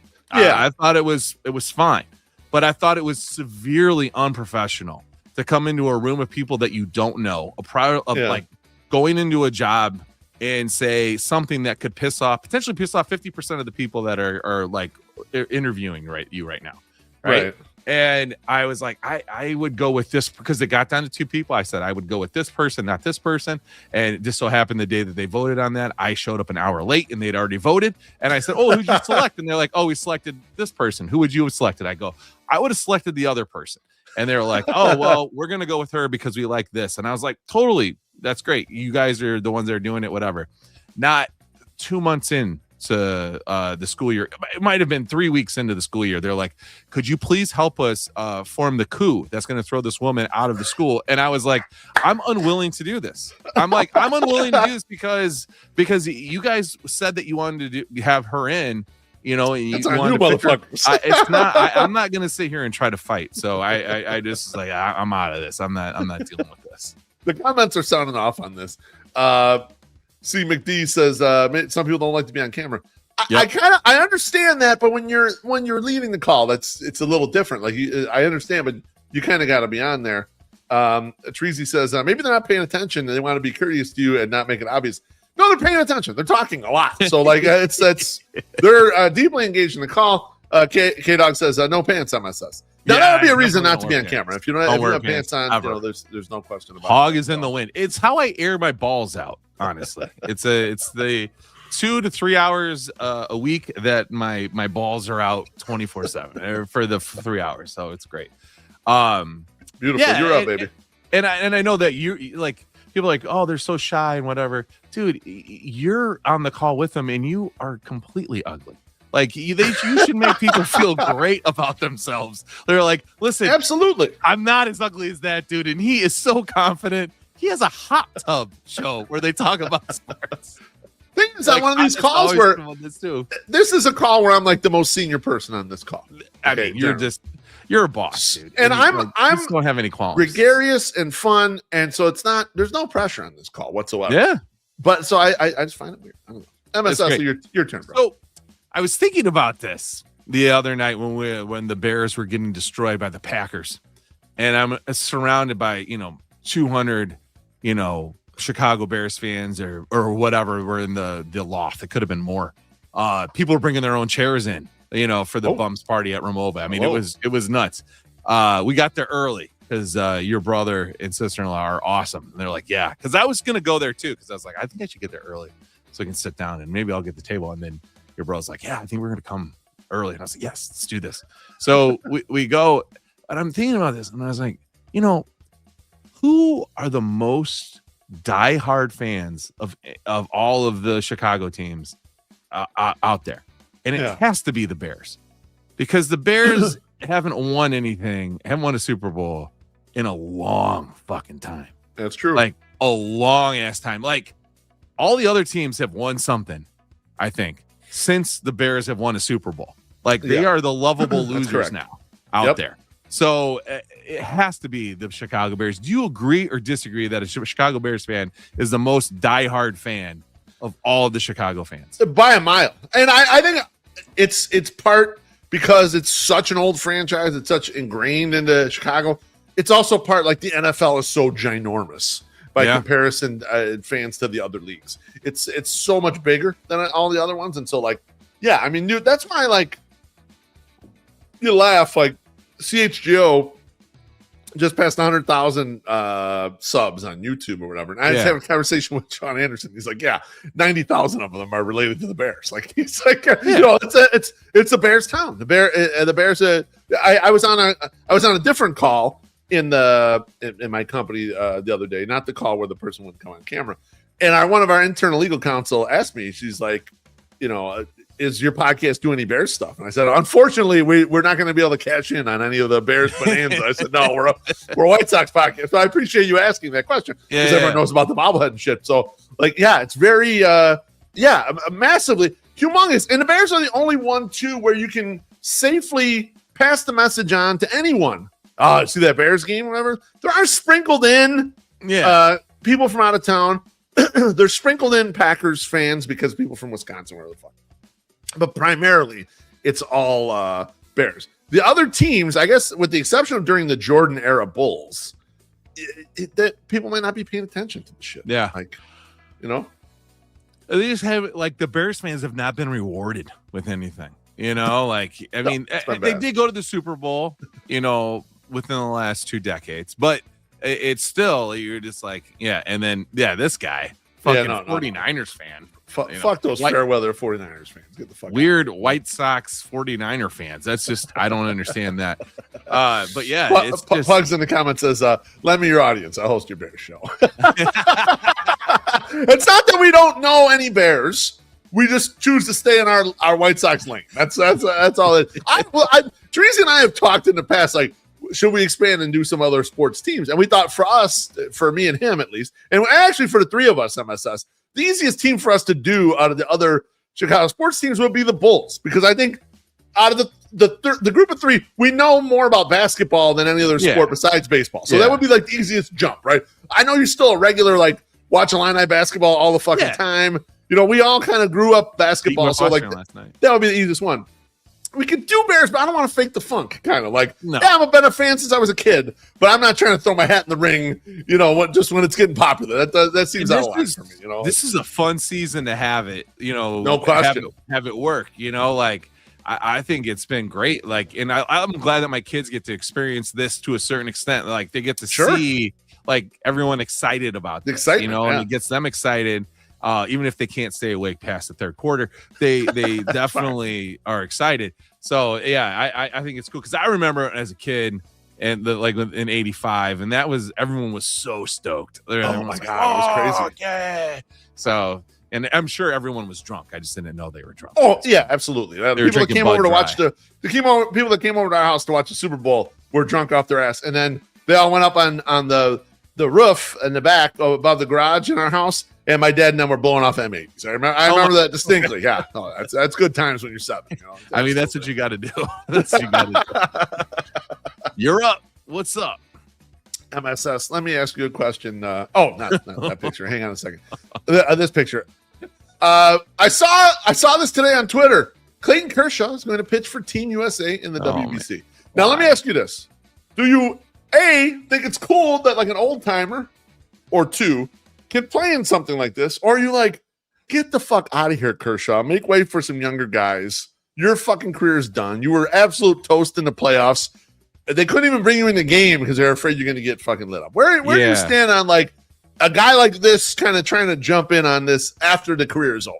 I think Bearstown has nailed it. Grandpa Kershaw, like Grandpa's back out there. He's like, hey, listen, I want to get in there. I don't think they're going to let him pitch. I think he's there for looks and just like, you know, it's you know, whatever. I don't think he should pitch at all.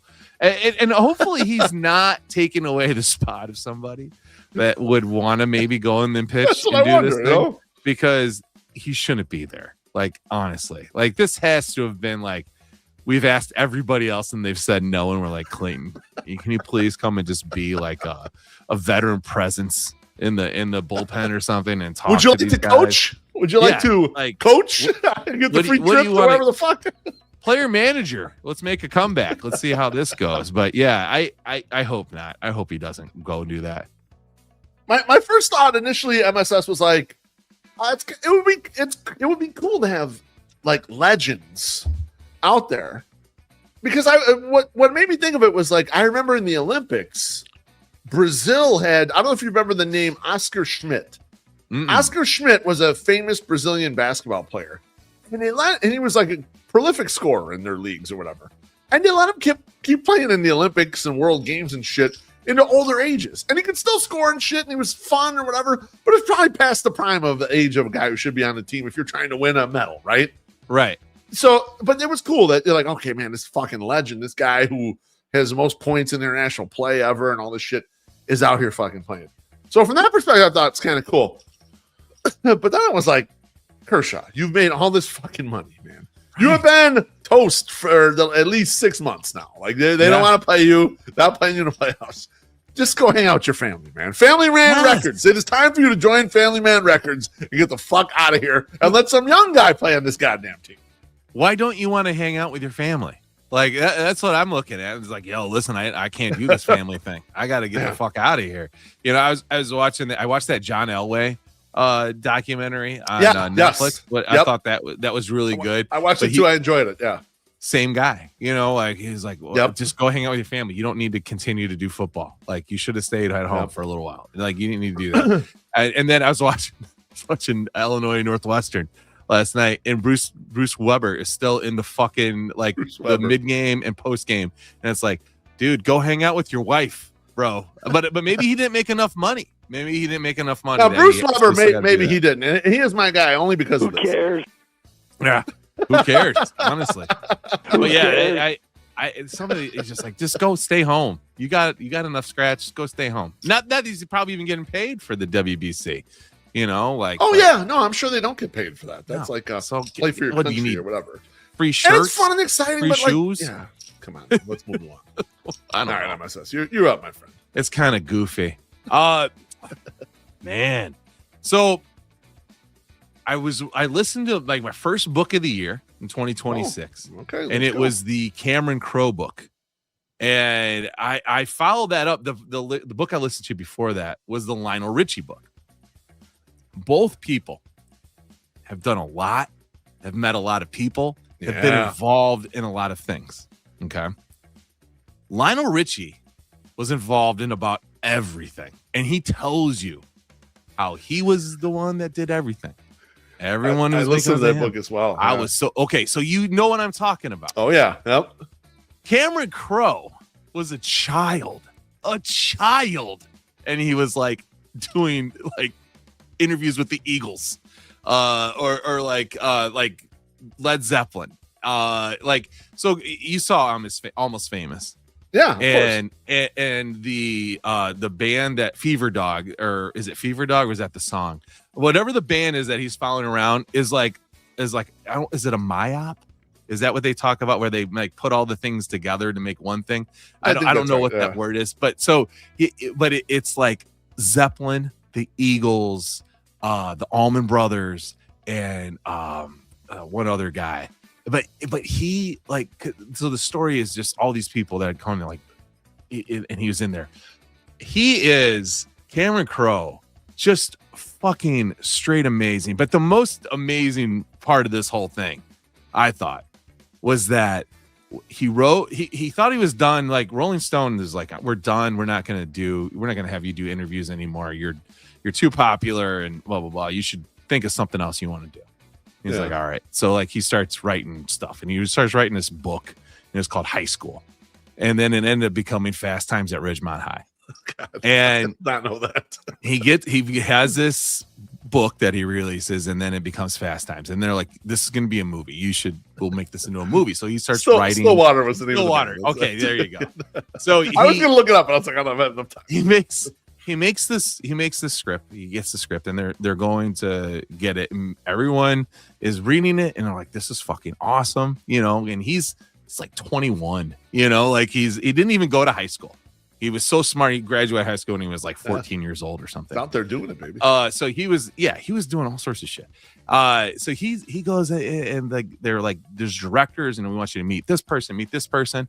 One of the directors tagged to direct Fast Times at Ridgemont High was David Lynch. And I don't know if you guys know who David Lynch is, but David Lynch directed Eraserhead. He directed Blue Velvet, Wild at Heart. Some of the weirdest Lost fucking Highway, movies out. Too? Lost Highway. Yeah, some of the Mulholland Drive. A lot of weird ass fucking movies. Rest in peace, David Lynch. Yeah. And I'm like thinking, what one little switch of the dial would have done to that movie? Because that movie, it had some dark to it, right? There's a forced sex scene in the pool house. There is a pregnancy led to an abortion. Yeah. And there's all sorts of things. Now, the first thing that came to my mind, if David Lynch would have directed this film, was that when Judd was jerking off in the pool house, watching Phoebe Cates dump in the pool, he was in the bathroom in the house. Yes. That's true. Right. He was in the bathroom looking out the window. He would have been doing autoerotic asphyxiation. He would have been like hanging himself while he's joking off, looking at Phoebe Cates, which potentially could have saved Michael Hutchinson, because Michael Hutchinson would have known that maybe this is not a good thing. Too dangerous. He could have died. So that could happen. But David Lynch read the script to Fast Times and said, "Hey, I love this." He's like, "This is a great movie. And he had only directed Eraserhead, which is one of the weirdest movies I've ever seen up to this point. And he goes, but I just don't think in Camera Crows, he's like, it's just not your thing, right? And he goes, yeah, it's not my thing. I don't think I could direct this. And I was just like, I couldn't imagine. God bless. And so, and like he was talked about the Spicoli character because Sean Penn plays Spicoli, who's like a surfer dude. And he's like, one of the things that they did was he threw on the Vans. He was wearing the Vans checkerboards, which apparently Vans were a struggling shoe company in Southern California at that point. And because of the movie, and then the popularity of the movie started selling shoes at a clip that they stayed in business, and Vans is still around. Wow. And I'm like, this is amazing. That's crazy. And Cameron Crowe taking credit for something like that, I'm like, that's totally fine. I can take that. Yeah. I could not take Lionel Richie taking credit for every fucking thing, like feeding every, starving African child. Like he's like, I did it all, and it was a totally different vibe, but also a prolific, like just winner, like a total winner, just like Lionel Richie was a total winner. You're like, God, just to be in the right place at the right time, like these motherfuckers, and then just be able to work your ass off. I just loved it. So you should check it out. I was gonna say, I want to hit this back again. Just give me 1 second here. So I want to get back to Pugs' comment where he says, Kershaw and Stafford both probably took pay cuts to be athletes. Dads are billionaires. And he goes, I just moved back to Chicago for 5 years in Highland Park, Texas. I know those people. They suck. So I looked up, and yeah, they're both very fucking established. So this was like not a hardship athlete story. This was like kind of the modern, like a lot of the modern baseball players, right? Where the families are well off already because they have to get them in travel baseball. And so that's how they get going and end up being in professional sports. But you mentioned the Lionel Richie book. So MSS, you're right. Lionel Richie rolled the dice every time, and every time he got a 7. Every time he came up correct. Like, and in the beginning of the book, he mentions like he's in school, he's going to be in like accounting and finance. Like he's going to have a boring job like I got. Yeah. Good job, but boring one. And then he just goes for this music thing. And every single path they try to go down, it kind of works. What I didn't like about that book was not so much his self-aggrandizing, which is very obvious in the book, but I think because he has so much about, like the fact that he was in like, where was he at in the Middle East where he said they were like just started chanting his name and shit like that. It's like he's a hero, he's a god there. That shit was so funny. I was like, come on, bro, no way this shit was happening here. Like, I'm sure they love your music. But yeah, exactly. That shit, right? But what I didn't like about that book was he yada-yada'd over him cheating on his wife. Yes. He yada-yada'd over that shit. He was unfaithful to his wife, and he fucking played it off like, oh, nothing's going on. It was just we grew apart, even though my wife caught me at this other chick's house. Like, what the fuck, man? Like, that shit to me rubbed me the wrong way. He should have just come clean about all that shit. He should have just said what he was, man, and gotten down in the dirt with it. That's what I liked about the Charlie Sheen doc in comparison to it. Charlie just told you what a piece of shit he was the entire way. And it's like, we knew you're a piece of shit, Charlie. Glad you admitted it. Good. We can live with it a little more, I was doing drugs and suck some dick, It is what it is. Just living his life, man. It's no big deal. Yeah, Pugs says, and Damone would have been a transsexual. I was like, yes, like that would happen. They'd find a random ear in the hallway. They didn't know who it belonged to. There'd be a big murder mystery going on. David Lynch would have made that movie into something totally unwatchable, but would have been great. It would have been a really fun bro, it would have been dark as fuck. There's no question. Go ahead. What else you got? All right. I wanted to bring this up to you. I'm sure you're acutely aware of this, but Sox Fest, they made an announcement. Yes. About the people scheduled to attend. And so I'm not going to read every name. I'll put it up on the screen here. We'll get to this in a second. But MSS, let's just say, hypothetically speaking, that the White Sox decided to do a podcast roll like they did at the end of the 2025 season, in which we were invited. And some other groups were invited. Future Sox was there, and Locked On, CHGO. Sox on 35th. So, Sox Machine. Sox Machine. They're all there.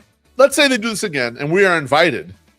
I put the guest list up there. Out of the Sox VIP list, let's exclude Bo Jackson because he's more a legend, not current player. Yeah. And I don't want you guys to fight. What out of the He'd still kick my ass. What are the current players? Not if the three of us gang up on him. No way. I'll gouge his eyeball. You'll help me fight Phil Jackson. Right. Yes, I will. Thank you. Thank we'll you. gouge his eyeball. Not your brother who's still fucking on the IL from a surgery 3 days ago. He won't be able to bite him like he intended on it, but he'll help. He'll help. Trees will fight dirty. Who out of the current players would you like to interview? Man, I tell you, on this list of people, Grant Taylor, we stood next to. He did not like us. He didn't want to really engage with us, right? You know what it was? He didn't like that Chorizy-E's first pitch went through the 5-hole and that he didn't get it. He felt embarrassed. He was a little embarrassed. He pitched well after that, though. He recovered from it, but he didn't do that, so. I don't want him. Shane Smith is intriguing. I think he would be fun. Luis Robert Jr., I don't think I want to do with that because I don't know, like Luis would just smile and be nice to us, and I don't need that. One of the guys that I'm really interested in knowing more about is Kyle Teal. Because when we were on the last podcast row and we talked to Gene Watson said that when they showed up to spring training, Kyle Teal is out in the field with them, and he did a big sniff and goes, "Smells like October." And I'm just like, this is a guy I need to talk to. Like, never played for the team. Potentially might not even be up. And Kyle Teal, I think, has got to be the guy that I don't know enough about. I was lucky enough, Bill over at Cork had me come over when Colson was doing a signing at the bar, and I got to talk to him for like 10 minutes, and I was floored. I love the dude. I think he's great, and I'm totally tainted on him. So like whatever we do with him, I'll be nice to him regardless. But Kyle Teal, I think I need to know more about Kyle Teal just because that was such an intriguing story. And I'm like, I need to know what makes this motherfucker tick. And I've heard that he has an insane pregame routine. Like he has a lot of things going on. Well, he's the guy who takes the nude reps too, right? I mean, he was the guy who does that shit. Yeah. Pretty sure that's he the needs case, to be the guy. I just need to know more about him. I mean, if Boston wanted him back so bad that they're offering the earth and moon and the sun to get him back, there's something in this guy's pants or in his head that I just need to know about. I need to know about this guy. What about you, Loaf? Who do you want to talk to? You know what? When you started going down the path where I thought you were going, so if we're just going strictly player here, I think Shane Smith would be the guy that for us. We get a chance to talk to him, and here's why. We are in with Cork. We do stuff with Cork, and we love Billy at Cork. And I don't know if you've noticed, but the Smith family comes through Cork and does hang out before games, after games, etc. I remember they were all coming with their suitcases after one game. It was like a Sunday, and they're hanging out there or whatever. I think that if we got in and did an interview with Shane Smith, we could actually have beers with Shane Smith. The Smith family would be hanging out with us. I think the Smith family we'd be willing to hang out, and we could have beers, and we could have beers with Shane, and we could not that one. We could pick his brain. Wait a minute. What are we going? Hang on, not that one. We'd pick his brain about things that are going on or whatever. And off the record, of course. Like, look, we're very good about off the record stuff. People tell us very good. We never say anything. Nope. But like an interview with him, I think we could break the ice and be off the record. But as a non-player on the VIP list, you and I need to talk to Will Venable. We were trying to make eye contact with Will at the game, and he wouldn't look over at us. And Grady looked over because our wives were catcalling him when we threw out the first pitch. We need to talk to Will. I think Will would like the 108ers, I think, actually. I think he would. And I think the question needs to be asked. And I think we need to find out if he had Grady fired because Grady was too good looking and he wanted to be the best looking guy in the thing. Or they let Grady go on and explore opportunities.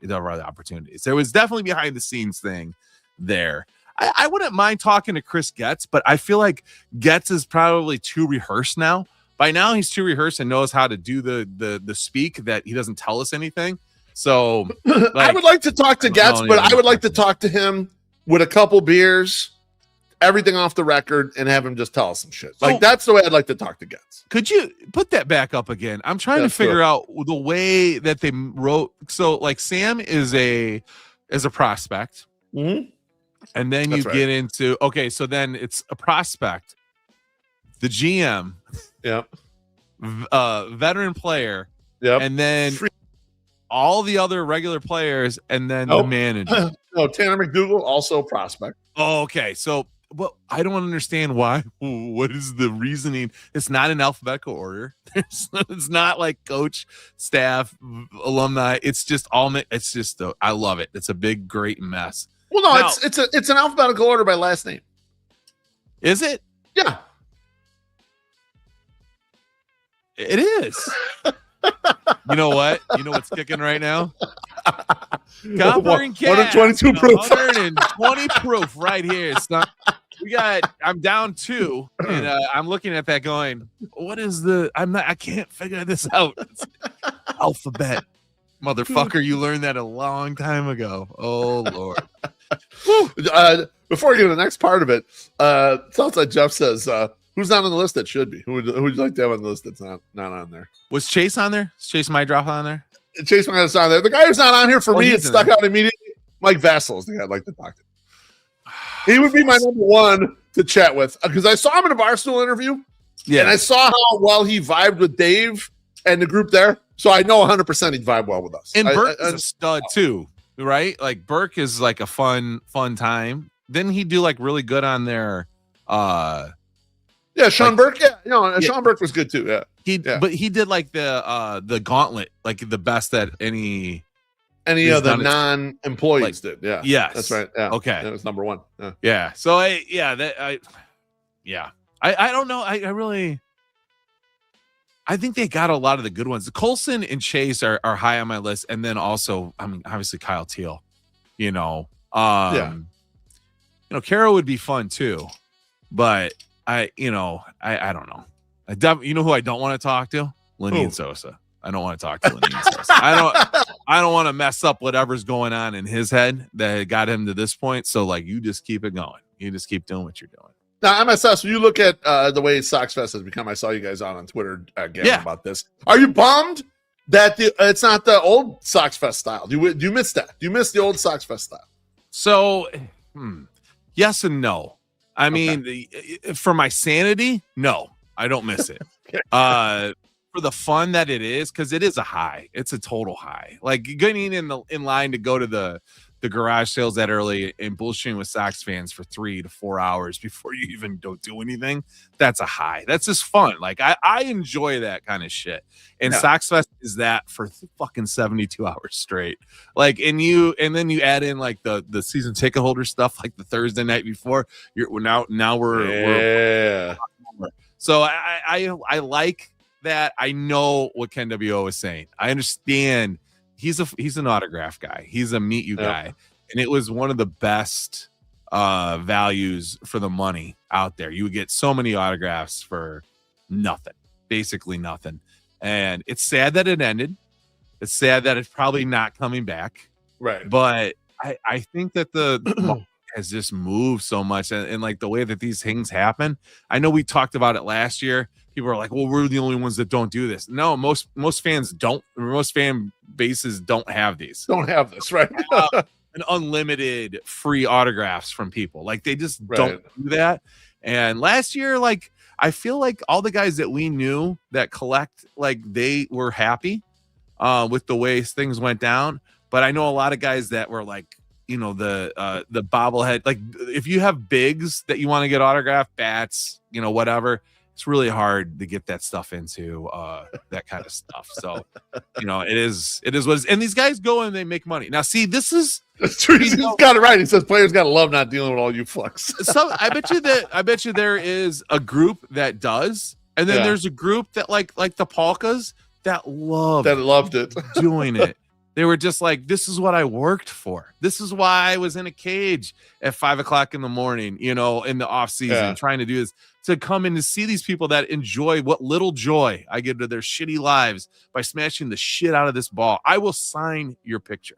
I will sign this. I will do this. But I assure you that there's more people, I think, like me, that are just more chill than there are like the guy that, went over on Tim Anderson and was like, sign this game used, motherfucker. I can't believe you won't do this. You're not shit. Fuck you. I don't know if you remember that, but this guy went ate shit on fucking Tim Anderson. I wrote a blog about it.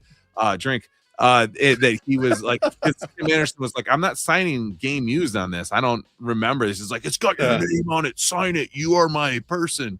And he's like, no, I'm not going to do it. So yeah, some of these guys I think love it, but you're right. Like Elise Robert Jr. is probably like, what the fuck do I need to do this for? I got 20 million, if you talk to Brian Anderson. So yeah, Mrs. Beef thinks even the league minimum players might not really love having to sweaty autograph guys. But who knows? I think you're probably right. There are some probably a sect that guys liked it, and probably like the attention or whatever. But, yeah, I'm sure there's more that don't like it, but I bet you there is a group that do like it. So now, last thing on Sox Fest. Allegedly, we heard a rumor potentially that Friday night. Well, we know Friday night for sure is the full season ticket holder extravaganza. That's the main group that's in there. But we heard a rumor that there's going to be media there. There's going to be some media there. And so my question for you is, MSS, does it kind of spoil it that the White Sox are taking our night, the full season ticket holder night, and splashing some media around in there? I get why they're doing it. They got to publicize their event or whatever. They can't trust the season ticket holders who have big Twitter followings to push out a bunch of content for them, which we won't be. We'll be getting hammered. It doesn't bum you out a little bit, though, that they're there. I wonder, I know in previous Sox Fest, Friday night was usually, if you had a hotel, you could go, and it was only that. You couldn't get tickets for Friday night. You couldn't get singles. You had to have whole weekend passes, and media was always there. And I think they were there because there was easier access to the players, because there wasn't as many people, and there was a better vibe. It was chill. It wasn't like the craziness that was Saturday and Sunday with people, just tons of people. So no, does it bother me? No, I don't think so. I don't really consider myself media, but we are kind of media, to a. Well, we're not in this context. Not tonight. In this context, on Friday night at Sox Fest, we will be laymen, fucking season ticket holders, pounding drinks, enjoying the show, hanging out with everybody who was other season ticket holders. Which I love the season ticket holder events because there are other fucked up people who are like us, and that's why I like them. There is. Now, are you pissed that there's going to be media there? Not pissed, but I wish it was a little more. You want to show hog or something? And I wish it was more inside, and a little more like kind of not performative, if you will. I wish it was more like, this is for the diehard people, and let's just give them a show, and let's do it that way, and not let's also let the media in here so they can show everybody what a great time this is, or whatever the fuck. I wish it was just kind of when they used to do the what we called Sox Prom, which was the kind of the night before the Sox Fest started. Yeah, and they did it at the Bridgeport Arts Center. They did it at the hotel down by McCormick. The Hilton. Yeah, the Hilton. Yeah. There was media, but I feel like it was just like Chuck and some of the guys who were attached to the team, and they weren't doing real media. They were hanging out, kind of like, it was like they were there to like say it happened and like maybe talk about it on the show the next day that season ticket holders, this person spoke, blah blah blah. But it wasn't media kind of hanging out there. So I hope it is lax and chill like that, but I'm not sure if it will.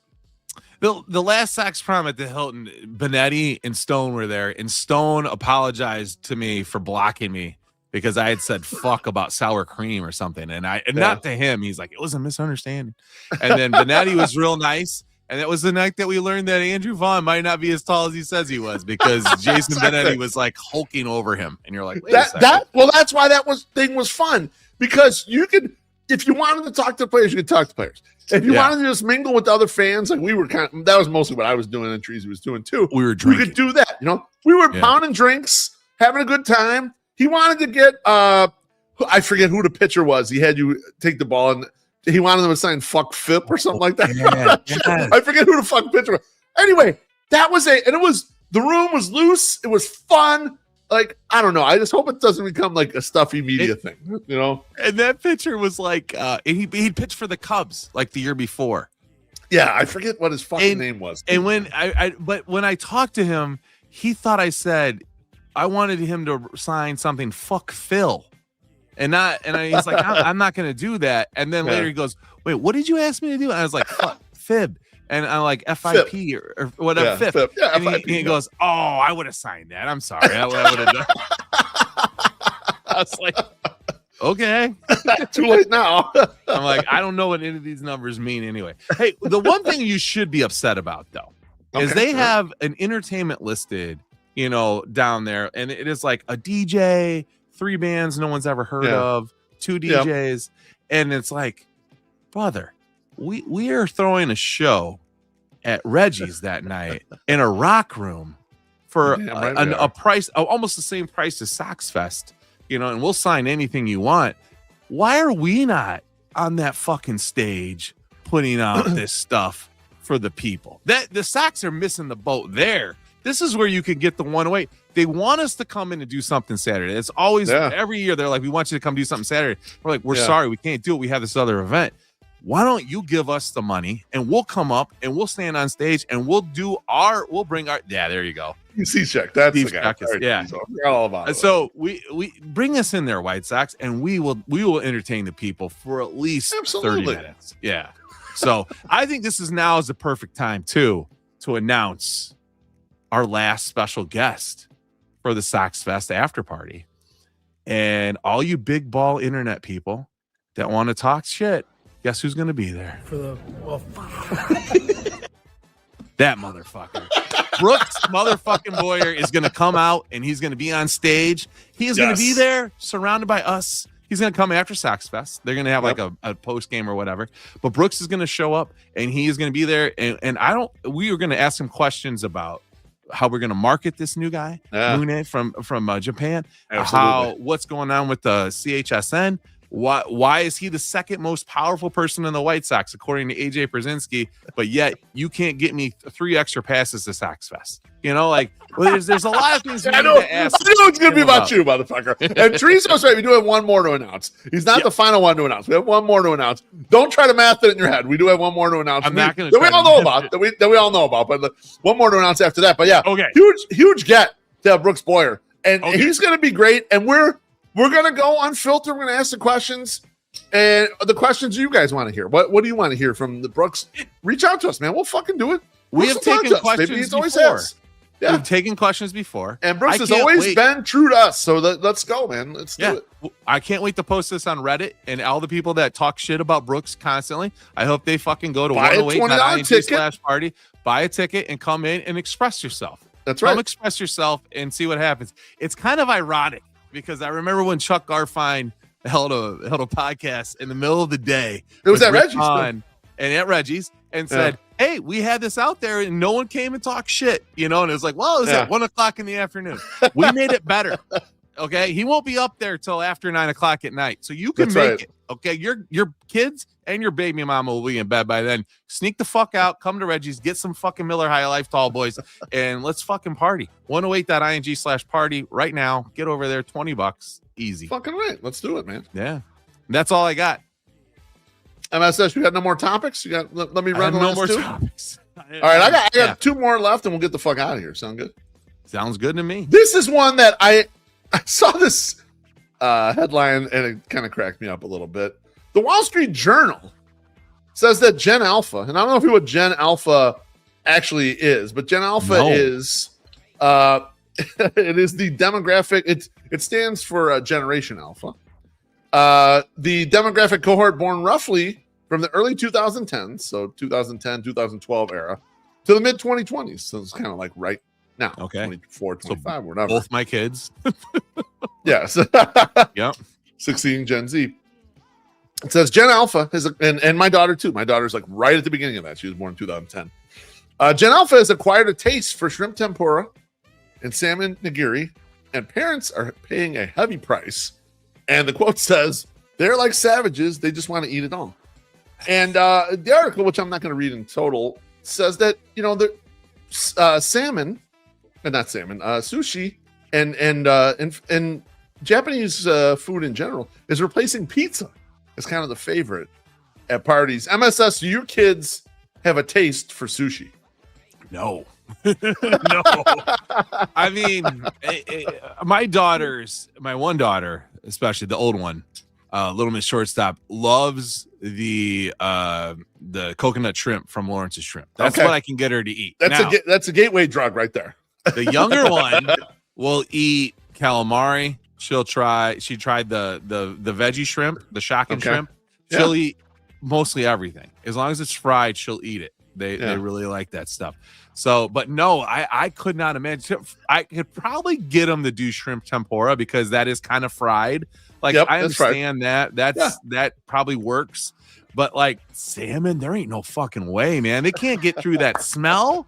I don't think so. And they don't like enough sauce or anything yet to like kind of dip the stuff. Like I don't know, man. And so not yet. They're not in there yet for you. I had a bad experience. I was at a bar. I was at a bar one night in Arizona, and I used to work for Alice Cooper's. I don't know if you know, but I used to live out west.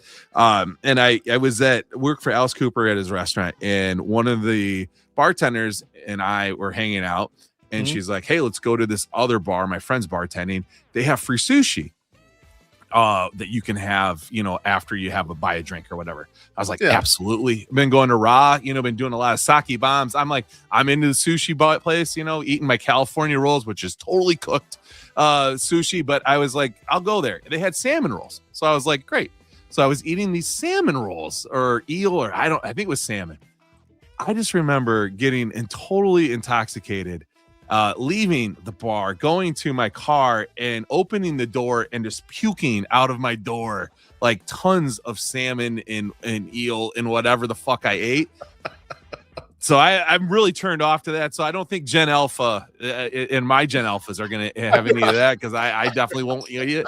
But the tempura stuff, for sure, I can understand that, but I don't think they'll do it. Yeah. Should I jump in there?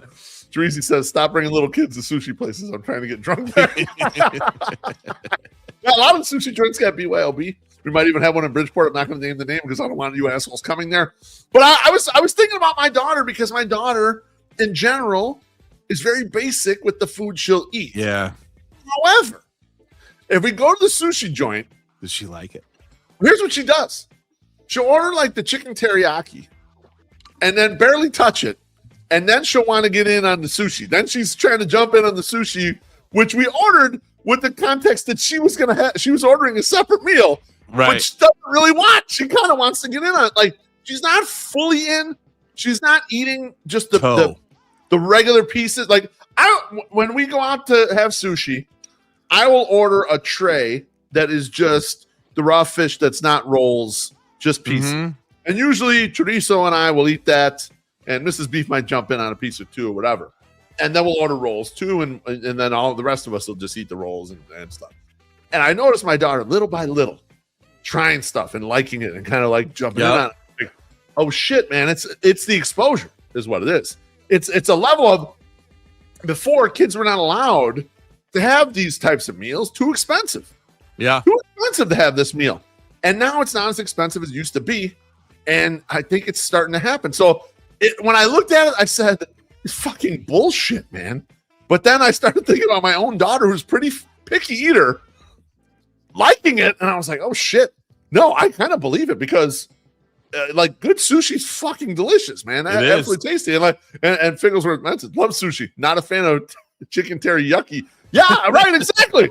In a way, that's correct. And that's what my daughter's realizing for herself there. So found that kind of funny, interesting. I'd love to hear if other people are having that same situation where their kids, teenagers or whatever, are like dipping into the sushi. I didn't try sushi until I was an adult. Mrs. Beef and I were dating. She's like, would you like to go out for sushi? I'd never had sushi before. I was like, fuck yes, I would like to. And not just because my wife's hot, we're in our 20s and like she's smoking hot. And I'm like, oh, yeah, I want to go with the hot girl. I wanted to try sushi. I'd never tried it before. Never had an excuse to.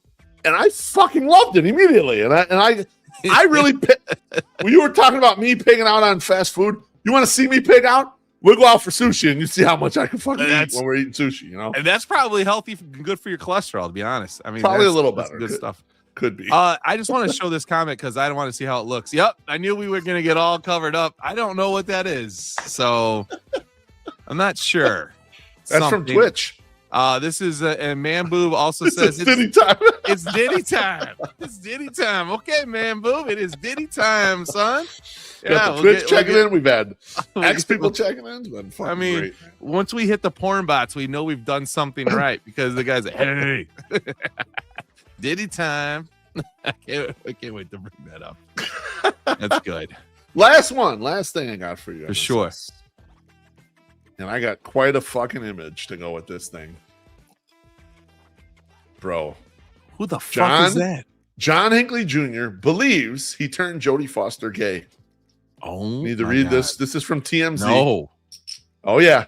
John Hinckley Jr., the man who tried to assassinate Ronald Reagan, is convinced he's the reason Jodie Foster is sexually attracted to women. John tells TMZ he has a theory that his failed Reagan assassination attempt in 1981 traumatized Jodie to the point where she turned away from men and became a lesbian. He believes Jodie's trauma also stemmed from him bringing her into his assassination attempt with his public fascination of her. He says Jodie was dating men in the early 1980s and only became a lesbian in later years after he tried to shoot Reagan. Jodie first came out publicly as gay during the 2013 Golden Globes. John says this is the first time he's ever revealed this theory publicly as he promotes his new memoir, John Hinckley Jr., Who I Really Am. Oh. John says he was obsessed with Jodie ever since 1976 when he saw her in the film Taxi Driver. And when she was attending Yale University, he went to the college's registrar office and got her door number and phone number and would call her and slip poems under her door. Oh, my God. Right? He says never asked Jodie out on a date because she didn't seem interested. In his depression, delusion, and obsession, he thought he could impress Jodie by killing the president. John says he was hung up on Jodie and Taxi Driver, and he saw himself as Travis Bickle from the movie, the character who wants to shoot a presidential candidate after being spurned by his love interest. In the movie, Travis did not shoot the candidate. Instead, he ends up as a local hero for killing the man, exploiting Jodie's character, Iris, a young prostitute, and his love interest seems impressed. John tried to recreate that in real life, and he says he thought if he shot Reagan, he could win over Jodie. So he took a bus from Los Angeles to Washington, D.C. in March 1981 on a mission to assassinate Reagan. He says he sold 2 .38 caliber guns to pay for his bus ticket and D.C. lodging, and he went to the Hilton Hotel where Reagan was giving a speech, armed with a .22 caliber revolver. John was in the crowd outside when Reagan and his entourage arrived, and he thought Reagan was waving at him, which startled him. He waved back. He says he waited for Reagan to leave the speech, and when Ronald Reagan walked past him, he brandished his revolver and squeezed off 6 shots within 2 seconds, wounding Reagan, police officer Thomas Delahanty, Secret Service agent Tim McCarthy, and White House press secretary James Brady. John says he thought he would be killed by Secret Service, but the crowd turned on him and jumping on him and beating him until the Secret Service cuffed him and took him to jail. He was found not guilty by reasons of insanity and sent to a mental institution for over 30 years. And John tells us they were correct. John says he's been on antidepressants for many years, and currently he's voluntarily taken Zoloft and Risperdal for anxiety. He reached out to Jodie's camp, and they declined to comment. Oh, MySoxSummer. Let me ask you this question. Is this motherfucker still in jail? He's still in jail. He's still in jail. Yeah. Still alive, still in jail, but at mental hospital. Yeah. Can something like this turn someone gay? Because I always thought either a person was born or there was some overt trauma or possibly occasionally a net worth individual came into life. But is there a way that it's possible that this turned Jodie Foster? I don't think so. Much like I don't care if my porn stars are dead or alive. I don't think that a traumatic incident like this that is so far-fetched that you would like, oh, he's a man and you try to kill it would stop my sexual desire or start a different sexual desire within me. Is like, oh, I can't be with that person because they're doing this. And it's like, you said a lot of words there. And then he was like going to her Yale room and slipping her notes and not asking her out on dates because she never seemed interested. It's like, where the fuck were the police in this whole thing? It's like that was the 70s. It was different. It's like all the emails that Clinton missed, before 9/11, and then George Bush also missed. You're just like, what happened here? Like, who's paying attention? Who's watching the hen house, right? Or who's guarding the whatever the fuck that statement is. But that guy, the picture of him too, his eyes are so fucked up. I wonder what edibles he's on. There has to be a sativa. That's an indica. He's definitely an indica because he looks really cashed out. But if he's on those other drugs and they make him look like that, I don't know. Maybe I should try it. But yeah, that's some fucked up shit, man. Like you talk about trying to sell a book. And I know they talked about this briefly on the Stern show. They were just like, fuck this guy. And then you know, like why is he here? You know, why are we even talking about him? Like fuck him. And it was like the same as the John Lennon killer. Like those guys kind of get lumped together because they're just random weird shootings. You know, unfortunately, you know. It's just weird. It's just such an odd thing. But no, I don't think that her sexuality was determined because a guy failed to kill Ronald Reagan.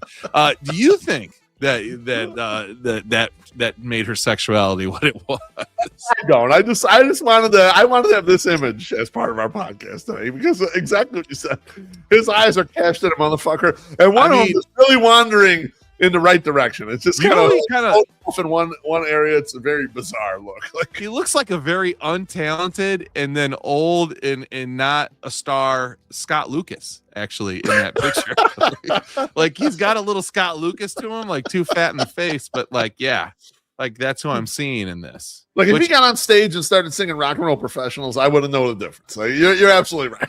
If he had a hat on. Oh, by the way, Local H redid Ham Fisted, and they called it Refisted. Really? Yeah, okay. And they call it Refisted. And I was listening to it today. It starts strong. First song is good. And then they just changed a little bit too much in the next two songs, and I don't like it. I was like, I have to stop this and listen to the original. Like, there's something about that 90s like growl that I just need, and like them trying to clean it up a little bit too much, and then changing how they did the song, like just they did me dirty in the car today going out to Walmart. I was not happy. So yeah, those records should sound like the era they're from. Like don't mess with them. Just leave them. I mean, maybe make it a little louder, maybe do something, but don't rewrite how you did it. Like I know what you're doing. You're trying to prevent Joe Daniels from getting money from your early stuff, and that's fine. Okay, I get it. Yeah. But you shouldn't do that because he's pretty awesome. He's one of the best drummers ever from Chicago. But my God, like, and you notice that he doesn't have the same drummer anymore. He got a new drummer. I noticed that. Yeah. So the problem is not the drummers. It's Scott Lucas is the problem. Scott Lucas is just the problem. So, and on that note, cheers, everybody. Hope you had a good Friday night. And thanks to Rich Bressett. I'm using his fancy fancy glass tonight that he got me, my 108 frosted one. Let's hit these thank yous and GFYs. MySoxSummer, I'll let you go first. Oh, I do have one of those, actually. I wanted to say a big old GFY to all the motherfuckers that, despite there being speed bumps on my street, feel the need to ride my ass in between each speed bump because you're late to going to work, you're late to getting your kid to school, or you're late to doing whatever. Listen, you're making decisions based on if everything goes correctly. Yes, no one will jump out in front of me. No one will do anything. And you know what? I've been rear-ended so many fucking times. I don't want it 2 times. Well, no, only 1 time in the last year. And I don't want to lose my car for another 3 fucking weeks. So please stop. Fucking slow the fuck down. The 13 seconds that you maybe are saving or gaining by riding my ass constantly is not going to do anything. It's going to do more harm than good. And go fuck yourself and stay off my fucking street. Go up fucking Wallace or something, for Christ's sake. Don't go up low. Dicks. How about you, love? I want to thank Gabriel Bearstown for a great Bears playoff breakdown, but also for being flexible, jumping up in time we need them, showing up and fucking delivering and kicking ass. You always do that great job, Gabriel. Really appreciate you doing that for us. And then happy birthday, Bonita Stakey. Happy sweet 16. Yeah. Your old man loves you. That's all we got. In the city of Chicago, back in the day, there was a ball player. They called him Jizz. They said playing for the White Sox, he had a certain flair. He hit 69 home runs. Man, that ain't fair. He swung that bat like a wild tornado storm. Every time he stepped up, he smashed it. It was the norm. The ladies in the stands, they couldn't help but stare. The legend of Alejandro Jizz spreading everywhere.